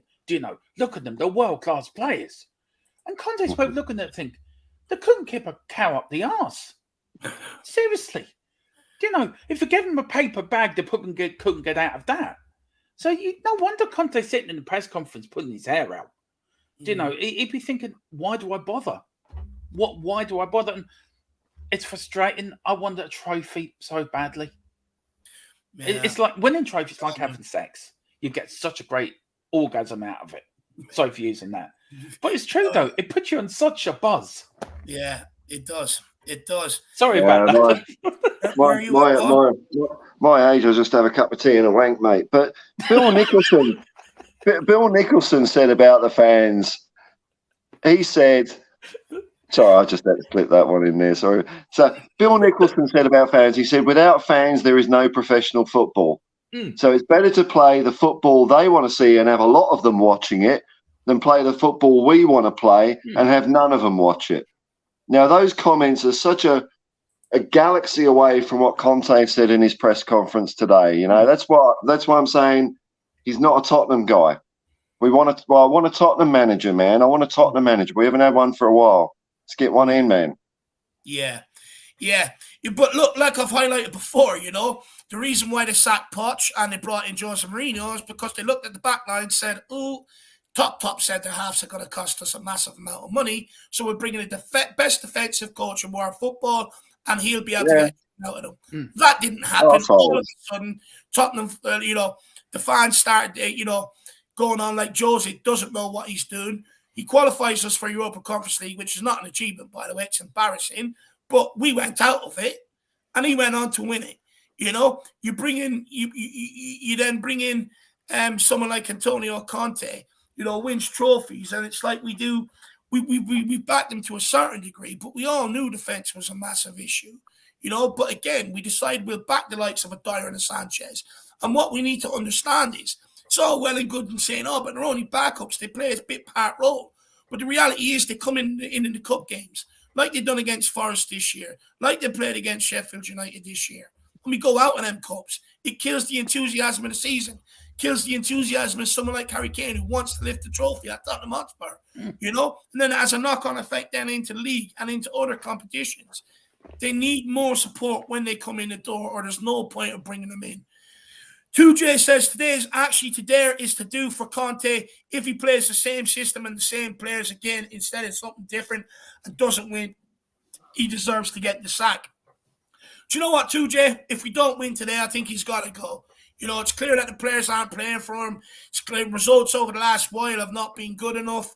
You know, Nuno got sacked on a similar run as well. So, I mean, I think today is to do for him. But I would also argue when the manager starts changing things up drastically, it means they're practically out the door anyway, though. You know, when you see a manager teach everything he believes in, everything that he's used at other clubs to bring silverware, it's the sign of the end. Then he also ends up losing the respect of the players, respect of his staff, respect of the people above him. That's what usually happens when you mix everything, when you change everything up drastically. I'll be honest, I think my personal feeling is I think he's gone regardless of the result today. But, you know, we got to stop doing this at Tottenham as well. You can't bring in top guys who know how to win trophies, knows how to win domestic leagues, you know, which we want, knows how to win domestic trophies, which we want, and then ask them to change their philosophy, their style, the culture that they bring to change it all up to suit certain individuals in this team. You can't keep doing that. At some stage, you got to say, okay, we've hired you for this reason, and we're going to back that no matter what. You know, you don't sit there and interview with Antonio Conte and he goes, okay, well, this is my style. This is the way I play, etc., and then go, okay, good, but we're going to do this. It's pointless. It's absolutely pointless. It's like saying to me, it's like putting out a job advert for a mechanic, say, and saying, okay, you know, let's interview some mechanics. And then they interview me, I go in, and then they turn around and they say, okay, but we don't want you being a mechanic. We want you to be a secretary. It's like you just don't do that, you know? No. If you're going to bring in a manager, you bring him in because of his philosophy, his style of play, and you back that. That's why you brought him here in the first place. If not, the only reason why you brought him in here was to appease the fans. And that should not be the case either. No. Look, for me, like I keep saying, there's no coincidence that we've signed 3 defensive managers on the bench. After Jose Mourinho went, they brought in Nuno, who was also pragmatic at Wolves. They tried him. That didn't work. And then they did look at and say, okay, we still haven't done enough investment in the back line. We're not going to either. So let's bring in someone like an Antonio Conte who plays a 3 at the back. The reason why you play a 3 at the back is because you put an extra body in there when you can't defend. And hopefully it means it sort of close up them gaps and everything else. And again, we're leaking goals left, right, and centre. So if they are going to bring an on-the-front foot manager in here next season that plays more of an attacking style of play, it's even more imperative to bring in a centre-back because they're going to be more exposed. The gaps between the defence and the midfield are going to be bigger, so they're going to be more exposed. So you've got to bring in better defenders, but also you're going to ask them to be a lot more better on the ball, get involved a lot more in the build-up play, defend on the halfway line. So you still got to bring in better centre-backs regardless of what direction you go in after this. But 2J, I do hear you, my man. But I do also believe we've got to stop doing this at Tottenham where you hire a manager for what he does and then ask him to completely rewrite the script. You can't do that. You can't keep doing that, you know. Liverpool didn't bring in Klopp and go, okay, you know, we want you to completely change the script, what you done at Dortmund. They didn't. It wasn't working for a little while at Liverpool, but they continued to back him. And they went on to win every cup there is in club football. You know, and that's what we need to do. Guardiola, when he came into City and it didn't go so well the first season, they didn't go, oh, you're over the hill, you're a dinosaur, you've lost it. They said, okay, players we have clearly aren't good enough. We're going to back it because you know what you're doing. You know how to deliver trophies. So there you are, continue to back your way. They didn't go, do you know what, Guardiola, I think you need to change it up. They didn't do that. You know, they continue to back the philosophy and the plan. And that's what we need to do here. You cannot keep changing it every fucking 16, 17 months. Because I'm telling you now, we will end up like Watford. We will. You're going in a similar pattern where just mixed match of players coming in here for different managers and different systems. And Watford are the ones that change their managers. In fact, a lot more frequently than what we have done. But that's the pattern you're going to end up going in. And it's a very, very slippery slope. So that's where I'm at with it. So look, big up 2J. Really appreciate the support, brother. But look, you know, I don't think you'll see much changes today. Hey, Paul, Dermot, where are you at? Do you think Conte will change things up drastically? Do you think you might see a Richarlison start or a Danjuma get minutes? And then I actually do want to talk on Richarlison as well briefly after. Do you think we're going to see drastic changes today? I think we might see Danjuma. I think we might see Richarlison. I don't think we'll see much changes, to be fair. You might see Papasar in for Skip or Højbjerg, but I don't think he'll. I think it'd be more for Skip than Højbjerg. But I don't think you will see. Look, for me on Conte, very quickly, Dave, he doesn't look like the same man. And if he does stay, I think he needs a proper break away from everything. You've got to look at the mental side. He's lost a few close friends in a space sort of time. He's away from his family. I think mentally he's tired as well. He looks tired. And I think he needs a proper break. So I think if he does stay, he'll probably take a good break in the summer and you see a more fired up Conte if he does stay next season. But no, I don't think he'd make many changes today. I think he'd make one or two and that's it. Big up, John Fitzpatrick. Good to see you, my man. Paul, you expecting any drastic changes? Oh, not really. I mean, like I'm not even saying that Conte's a bad manager or his system doesn't work, and because when it works, it can be quite entertaining, you know. It was entertaining last season when we got the top four. That's right. That's right, and I think that's the disappointing thing about this year. I thought we'd kick on, and it's been really stale. And it doesn't matter who the manager is. If we've only got one centre back that's capable of putting in a tackle, we're stuffed, aren't we? I mean, Dyer, Sanchez, Tanganga, none of them know how to tackle properly. That's not in their game. Davies chucks himself in a little bit, but he's a bit long in the tooth. I'd say he needs an upgrade as well. On the football, he's bad on the football. Oh, he just gives it away. You're right. Yeah. So yeah, without addressing our defence, but if we did have Poch in and playing more attacking football, then maybe we'd win games 5-4, 5-3, or lose 6-4 or whatever. If we're on the front foot, we're not relying on our defence as much. Whereas at the moment, we're relying on them to hold the play up, pass it backwards, sideways, fucking up their arse, and nothing comes from it. It's awful. And then they make a mistake, get caught on the hop. And then what? How many goals we let in? 35, 36, 37 this year or some bullshit like that? We'd be down in the relegation zone if we didn't have Harry Kane this season with the amount he scored. Pretty much. So I don't think he's going to change. One thing I'll say, though, is during the Milan game, when he went to a 4-4-2 kind of setup, which I was happy to see, we actually looked better for about 10 minutes until Romero was sent off. And then we brought on a defender. So, if you're chasing a goal and you want to score a goal and you want to go 4-4-2, well, why not do a bit more of that, But he won't, and that's the way it is. And as long as what he does works, I suppose for today, it's one game at a time, isn't it? It's like fucking AA, isn't it? One day at a time. Yeah. Look, I still think we will get top four this season, but it's not the season we hope for, and I think that's why some of us are so deflated. That's why, of course it is. Of course it is. We had the chance of going on a little FA Cup run. You had the chance of sneaking into the quarters of the Champions League against a shit Milan team. Yeah. And you had the League Cup. You look at the run United had for the League Cup. Why couldn't we beat Forest to get that over the line? How many times this season have teams dropped points on the weekend? And we have a chance to maybe give ourselves that bit of a buffer. And we fucking failed then too off the back of it. It's just, that's why fans are disappointed. I don't blame fans for being disappointed, angry, upset. I think you've every right to. Fans pay good money to get the TV channels to watch the games. Fans pay good money to go to games. Fans pay good money to travel to go to games. Fans pay good money to support this football club. They're well within their right to be pissed off. Fans like you guys who watch Tottenham pick up a couple of trophies every single decade, that's completely dried up. You have every right to be fucking pissed off. Even though we weren't the greatest, we still had a go in cups and stuff like that. Always in the mix, man, Yeah. That's all you can ask for. That's all you can ask for is to be in the mix.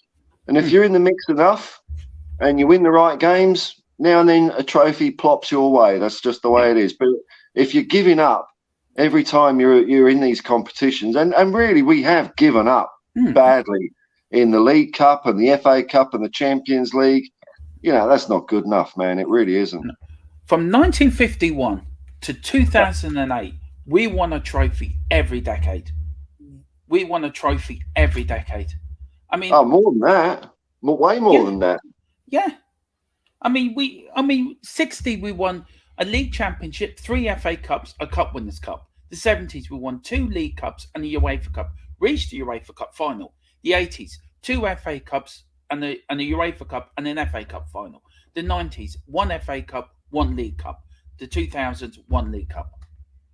And then you go back to 51, we won the 49, we won the second division championship. 51, we won the league championship. So you can really say from 49-50 to 2009, we won trophies every decade. And we've never been the biggest club. We're one of the biggest, but not the biggest. So I mean, surely that says something about our fans that they've brought the club that success throughout those years. There's something good about Tottenham fans. Don't dismiss them. But especially, sorry, Dave.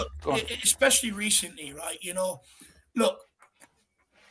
We've been in that top 6, and although we're not the favourites, we're always an outsider, right? And as an outsider, if you do things right, you will go on to win something. But we don't do it right. And this is the problem. We never go into the season going, okay, look at the squad, 2 good goalkeepers, 4 good centre backs, 2 great right backs, 2 good left backs, 5 good centre midfielders you can rely on, 6 good forward players in the forward areas you can rely on. When was the last time we've been able to go into a season and say, yes, let's give it a right fucking hurrah, let's give it a right go? The reality is, if you're inside that top 6, if you do things right, there's always going to be clubs in front of you that do things badly. And that is when you seize the opportunity to go and win something. And we have not put ourselves in the best position to be able to do that. I just want to take a few comments because I want to have one quick discussion on Romero. And then we will end it off. But Mia W says it's not about the change his style every game, Dave. No, I get that. It's about in-game flexibility to change it up. That's my issue. I mean, I understand. I do understand where you're going with this, Mia. Look, for me, I think definitely the substitutions could be made a lot easier, a lot sooner at times when things aren't working. I would be looking to send a statement, pull someone off nice and early, a bit like what happened to Perisic the other day, although I would have done it at half-time. Brought on another guy, and that sends out a message to people around you. I think the fact that we wait so long to make them does not help us one bit. I think it really does hinder us. But at the same time, this system was good enough for Milan to go on and win a league. This system was good enough for Juventus to go on and win leagues and cups. Same as Milan. This system was good enough for Chelsea to go on and win a league and an FA Cup when he was manager there. But it's not good enough for Tottenham. Jose Mourinho's system was good enough for Chelsea, good enough for Man United to win cups, good enough for Roma to go on and win a trophy, but not good enough for Tottenham. But we always make it out like it's the manager's fault, the manager's system, and that they need to change what they're doing. And my point is no. We need to change what we're doing. We're the ones that want trophies. We're the ones we want what they've got on their CV, what they've given fans of previous clubs that they've been at. We want that. So we got to do what they want us to do, and we've got to give them every effort and to the best of our ability to be able to give them what they need. And I don't think we do that. And that's my problem. We can, I do get what you're saying, though. I do get what you're saying. But, Liverpool fans, people are asking Klopp to change it up this season. He hasn't. And I know why he's not, because the minute he does that, he loses respect. But Liverpool ain't sacking him. They're going to stick with him to the end of the season, and they're going to invest in centre midfielders and stuff like that, what Liverpool need, But the minute Klopp changes his style, his system, he loses respect to players. And then when he wants to switch it back when he's got what he's needed, then players are very reluctant to get with it. It's like, and our players don't need any more excuses. I mean, they're complaining that the training regime is competitive or is repetitive, but now we want managers to change things up on them in game. The players can't comprehend what's going on. I think this is a big problem, but I do hear you, Mia. Big yourself up. We've got Stuart Wheeler says, what is our problem? Are the players not good enough? If so, is it reasonable to expect the manager to get a tune out of them? Do we think yet another manager would work with the same squad? Look, for me, I think Bentancur and Højbjerg have had good seasons this season. I think, Skip has done okay. I do think we should have got a lot more out of Basuma. I think we should have got more out of Richarlison for sure, more out of Perisic for sure, and maybe more out of Spence, Danjuma and Gill as well. So there are a number of players where you would look at and say, I expect them to get more out of it. But then there's players that have been here for a long time. I said it I said it all summer. Look, many people back Darren Demise, but they had a good end to the campaign. It's like, yeah, but they had to. They got Nuno sacked. They actively got Nuno sacked. They had to have a good rest of the campaign under Conte because fans would have been out for them. They're not stupid, and I said, don't be fooled by them. Conte's regime is mentally and physically demanding. Ashley Young has come out and said it. Gary Neville has come out and said it about Conte's regime, But somehow, the board ignore all that and they go, well, you know what? They've had a good 6 months out of 8 years of their career, so we're going to back these guys to be good enough. And now they come into the next season, their form has completely dropped off the hill because they're not good enough to keep it up, which they never were. That's why they were never in Pochettino's starting 11, because you can't rely on them every 3 days to be rolled out and get a good quality performance. There's a reason why there are backups here. But yet we choose to back these guys rather than, just accept some of the same answers that are there. But big up Stuart Wheeler. We've got Alex Benstead. He says, Dave, it's not you have to convince Levy and the board. How do you do that? Look, I think it's about uniting fans and getting them out there in their droves, in their numbers, if you want me to be brutally honest. I think that's the only way you're going to affect change. And look, although they may not sell, if you get enough people down, you get fans out in their numbers, you get fans flying in, and they see a reason to fly in, to get to them protests, they will have to look to change their ways. They will have to look to come out and appease the fans, just like what happened with the Super League, right? Now our Super League protests weren't great, but fair play to the people that did get down there and get out there in the numbers. Unfortunately, I couldn't get over, but you were down there representing people like me, and I appreciate that. But you look at Chelsea, their owners were very quick with the amount of people that came out, turned up, very quick to pull out of the Super League. Look at United, they got a game postponed, one of the biggest games in the Premier League Canada. They ended up getting it postponed. There are ways you can, but it has to be done en masse. It has to be done en masse. And this is why I believe dividing the fans is actually counterproductive to it. Because the only way you're going to get change is when everybody is behind one message. And then that brings me to another message. It has to be a message that everyone can get behind. That's how I think you get it to change, my man. But look, who am I? I'm only a fucking fat YouTuber who sits here and talks bollocks. So, that's all I am. But I'm just giving my opinion, my man. Loves Music says the biggest issue is his arrogance and moods. Yeah. And in fairness to our fans, like talking about the Man United situation, I think their owners are way worse than ours. Yeah. The way that they bought the club, but somehow that debt is on the club, and they take dividends out of the club. I mean, that's real scummy stuff they're doing. So I think the Man United fans have got a lot more to be angry about, and they've been angrier for years than Spurs are. I think fans are only going to come out in their droves if we have a string of appalling results. But, you get 2,000 people protesting, 1,000, 2,000 protesting regularly, things will change. Either they'll get out or maybe, who knows, they might even start bloody listening. Who knows? I don't know. But it's something. But I think you're right, Dave. We've got to get everyone, inspire people to come together.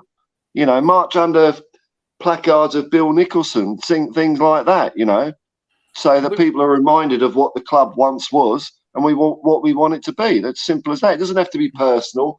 All this, real personal attacks on Levy and Enoch and clowns' faces and all that. It's simple as Tottenham Hotspur demands glory. You've not given it to us. You're not working it toward us. So thanks for your services, but we need someone new in charge. That's it. The only time they'll listen is when there's numbers en masse, and that's simply it. Yeah. And that's what needs to be done. You need to start pulling people together. That's where I'm at with it. Loves Music says the biggest issue is his arrogance and moods. Look, I'll be honest. Again, I'm not making excuses for the guy. I just put myself in his shoes. If I came in and I was hired on one thing and then everything against was there to pull against me, I would become moody. I would become arrogant. It's like, hang on, when was the last trophy he won? I've won trophies since then. I've won multiple trophies since then, so do it my way. And that's where my arrogance would come in. It's like, honestly, it's like, how do I put it in a nice way? you know, actually, I'm not even going to go down that path. I'm not going to go down that path. Actually, I will. So it's like my sister playing me in FIFA, right? For instance, and she's losing all the time, and I'm winding her up, calling her a loser, a loser, a loser. And then she turns around to me and goes, "Well, actually, Dave, I think you need to start playing FIFA this way." You know, it's just you just don't do it. You know, it should be me teaching her what to do to be able to win. And that's the way it should be. That's where I'm at with it. But I understand where the arrogance comes from. You know, you got to understand these men just come in here with massive CVs. Players in the game, big players in the game, respect these guys. You know, they come to a club like Tottenham. We don't win trophies, and they're like, okay, Tottenham's big club, massive stadium, great fans. You know, that you've got Harry Kane and Son there. There's something to work off. Okay, let's build this club up to win some. And then they come in, and it's like, oh, you want centre backs? It's not Christmas, Conte. Come on now, it's not Christmas. No centre backs for you. You know what I mean? And it's like you're already pulling against them, and that's what just annoys me. And then he says, if you can't defend, our front three should outscore a team. But again, a massive thing I said last summer, you can't rely on Kane, Son, and whoever else is there to score 3-4 goals every single week. It's not possible. Anyone that plays football, even a little bit of five-a-side, you know, if you're a good player, you majority have good games, but there's also always going to be some bad games in there. You might get down there, you're a bit tired, you maybe a bit feeling under the weather. It affects your performances, or you just something's not happening for you. These things happen.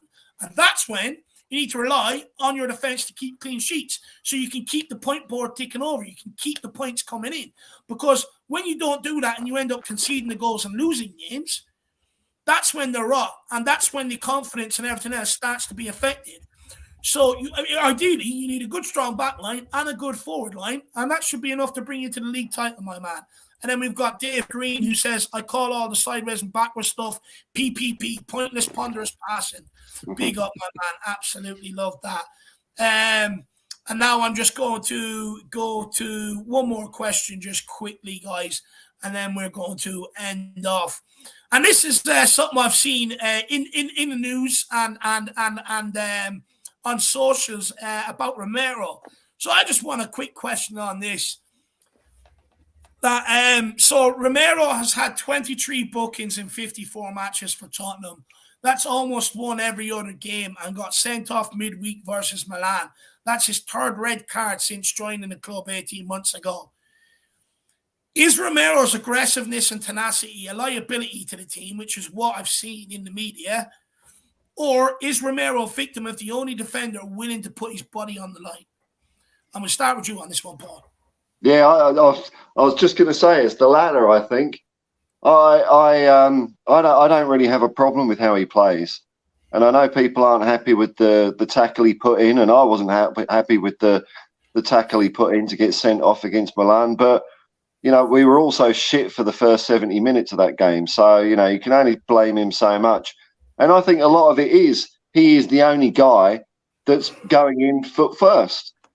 Like back in the day, you know, we'd have rough defenders like Graham Roberts, but there would be Paul Miller, there'd be still Steve Perryman, there'd be Chris Hewden, all, you know, tasty when they want to be, sharing the disciplinary load, if you will. We've just got Romero on his own, you know. If he had someone beside him who was of a similar ilk, maybe a bit more of a leader, maybe just to temper it a little bit, you know. But if there's two of them touching up players, then it halves the cards between them, you know. Where are you at with it, Dermo? If half the team were like Romero, we'd be in a better place. Okay, yeah, he is over aggressive, but he reminds me of he's our Graham Roberts or our Steve Perryman. At least he does something. He's proud to wear the shirt. He 110%. Yeah, getting sent off against Milan was silly, but he was trying. He was trying to do something. He was going in, right, set an example. And that's what he does. He takes the game by the scruff of the neck. Are you going to come with me? And if you temper his aggression, I think you're going to temper his game. I think you can't change him. You can tell him, look, just calm it down a little bit. And he probably could do that, but don't temper him too much. I love Romero. I think he's there. He gives his all. And he's passion. He's Argentinian. He's passion for the club, for the game, for the team. He wants to give his all. He wants to do his best, and we can't deprive him of that. And I think just leave him the way he is. He's going to get sent off. He's going to get sent off. But at least he's trying. Yeah, well, that's it for me. I think when you look at a lot of the cards, what you got to question: why is he the only one getting this amount of cards? Why is he the only one pulling people down? Why aren't others do it? And for me, it shows that teams are getting at us far too often, running at us, and getting at us in dangerous positions where Romero has to do this. I think he's also not helped by other players making mistakes, giving shit passes, not being in the right positions, which then makes him being pulled out of position or him being isolated, which means he has to take people down. Now, I do agree that maybe, some of the timing of his challenges could be a little bit better. But, I mean, Romero, for me, is nowhere near a liability. I think he's a victim of the only one that actually wants to defend, that loves defending. A good defender who loves defending and has enthusiasm for it would throw his body on the line. He'll take people out when needed. And for me, that's exactly what Romero does. Now, I know some people are going to say the one against Milan is harsh. But when we were looking at it, Dermo, he was exposed. Where was the right back? Yeah. No one was there. Romero had to go all the way across. And, look, the player got there before him, and if he didn't take him out, they were in. And we would have been 1-0 down. He was clean through. He was clean in. So, where was anyone else helping him? The guy's being exposed far too often, and I don't mind him going out and clattering someone like Haaland the way he did against City, or what he done to St. Maximum last season. You have to do that. You can't give these players time or let them pick up the ball, let them hold it, let them turn, let them run at you, because all you do is give them confidence. With Romero smashing these players, it takes the confidence straight out of them. It makes them straight away realize they're going to be in for a tough game, and sometimes it even makes players think, I don't want that again. So when I get the ball, I'm just giving it off, which then eliminates danger. For me, I wouldn't say so much a liability. I would say the only one back there putting his body on the line. Yeah. Paul's done videos on, speaking about the defending. Eric Dyer, what does drop off? No one can talk about the cards Eric Dyer has because he doesn't fucking pick up any. That guy would honestly drop back off into the car park if someone wasn't if someone wasn't there telling him to make a fucking challenge. He doesn't put his body on the line, doesn't stick out his feet to block shots, doesn't take people out. Romero's the only one back there that will do it. So for me, definitely a victim of the only one willing to put his body on the line. He sets the tempo. The players should feed off that.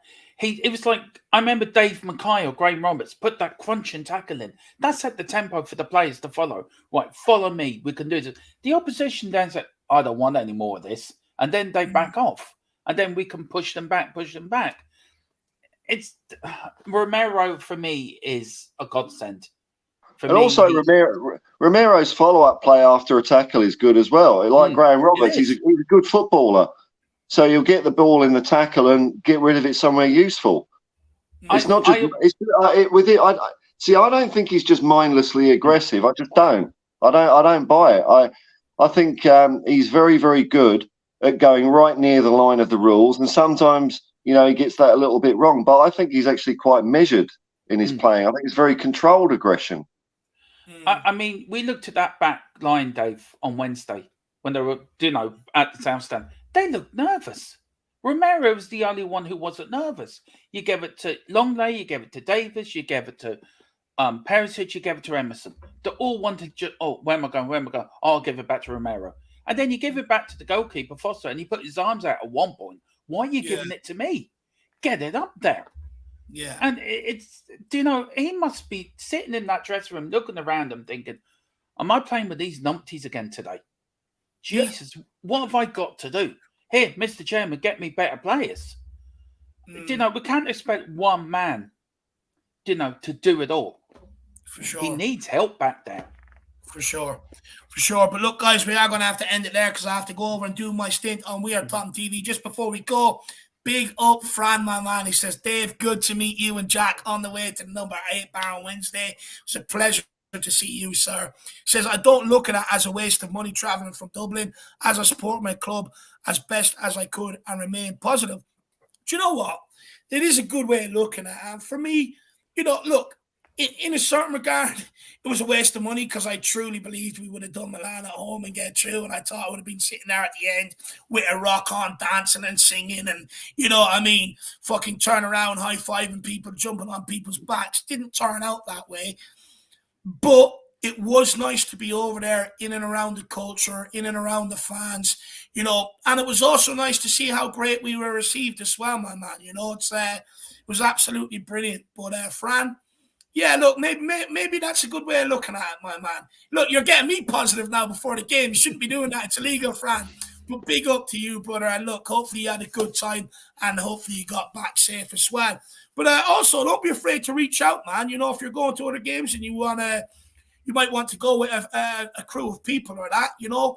There's always people from the Kildare Spurs travelling over. So, you know, reach out, my man. And I'd like to go to a game with you sometime as well. So please do reach out, brother.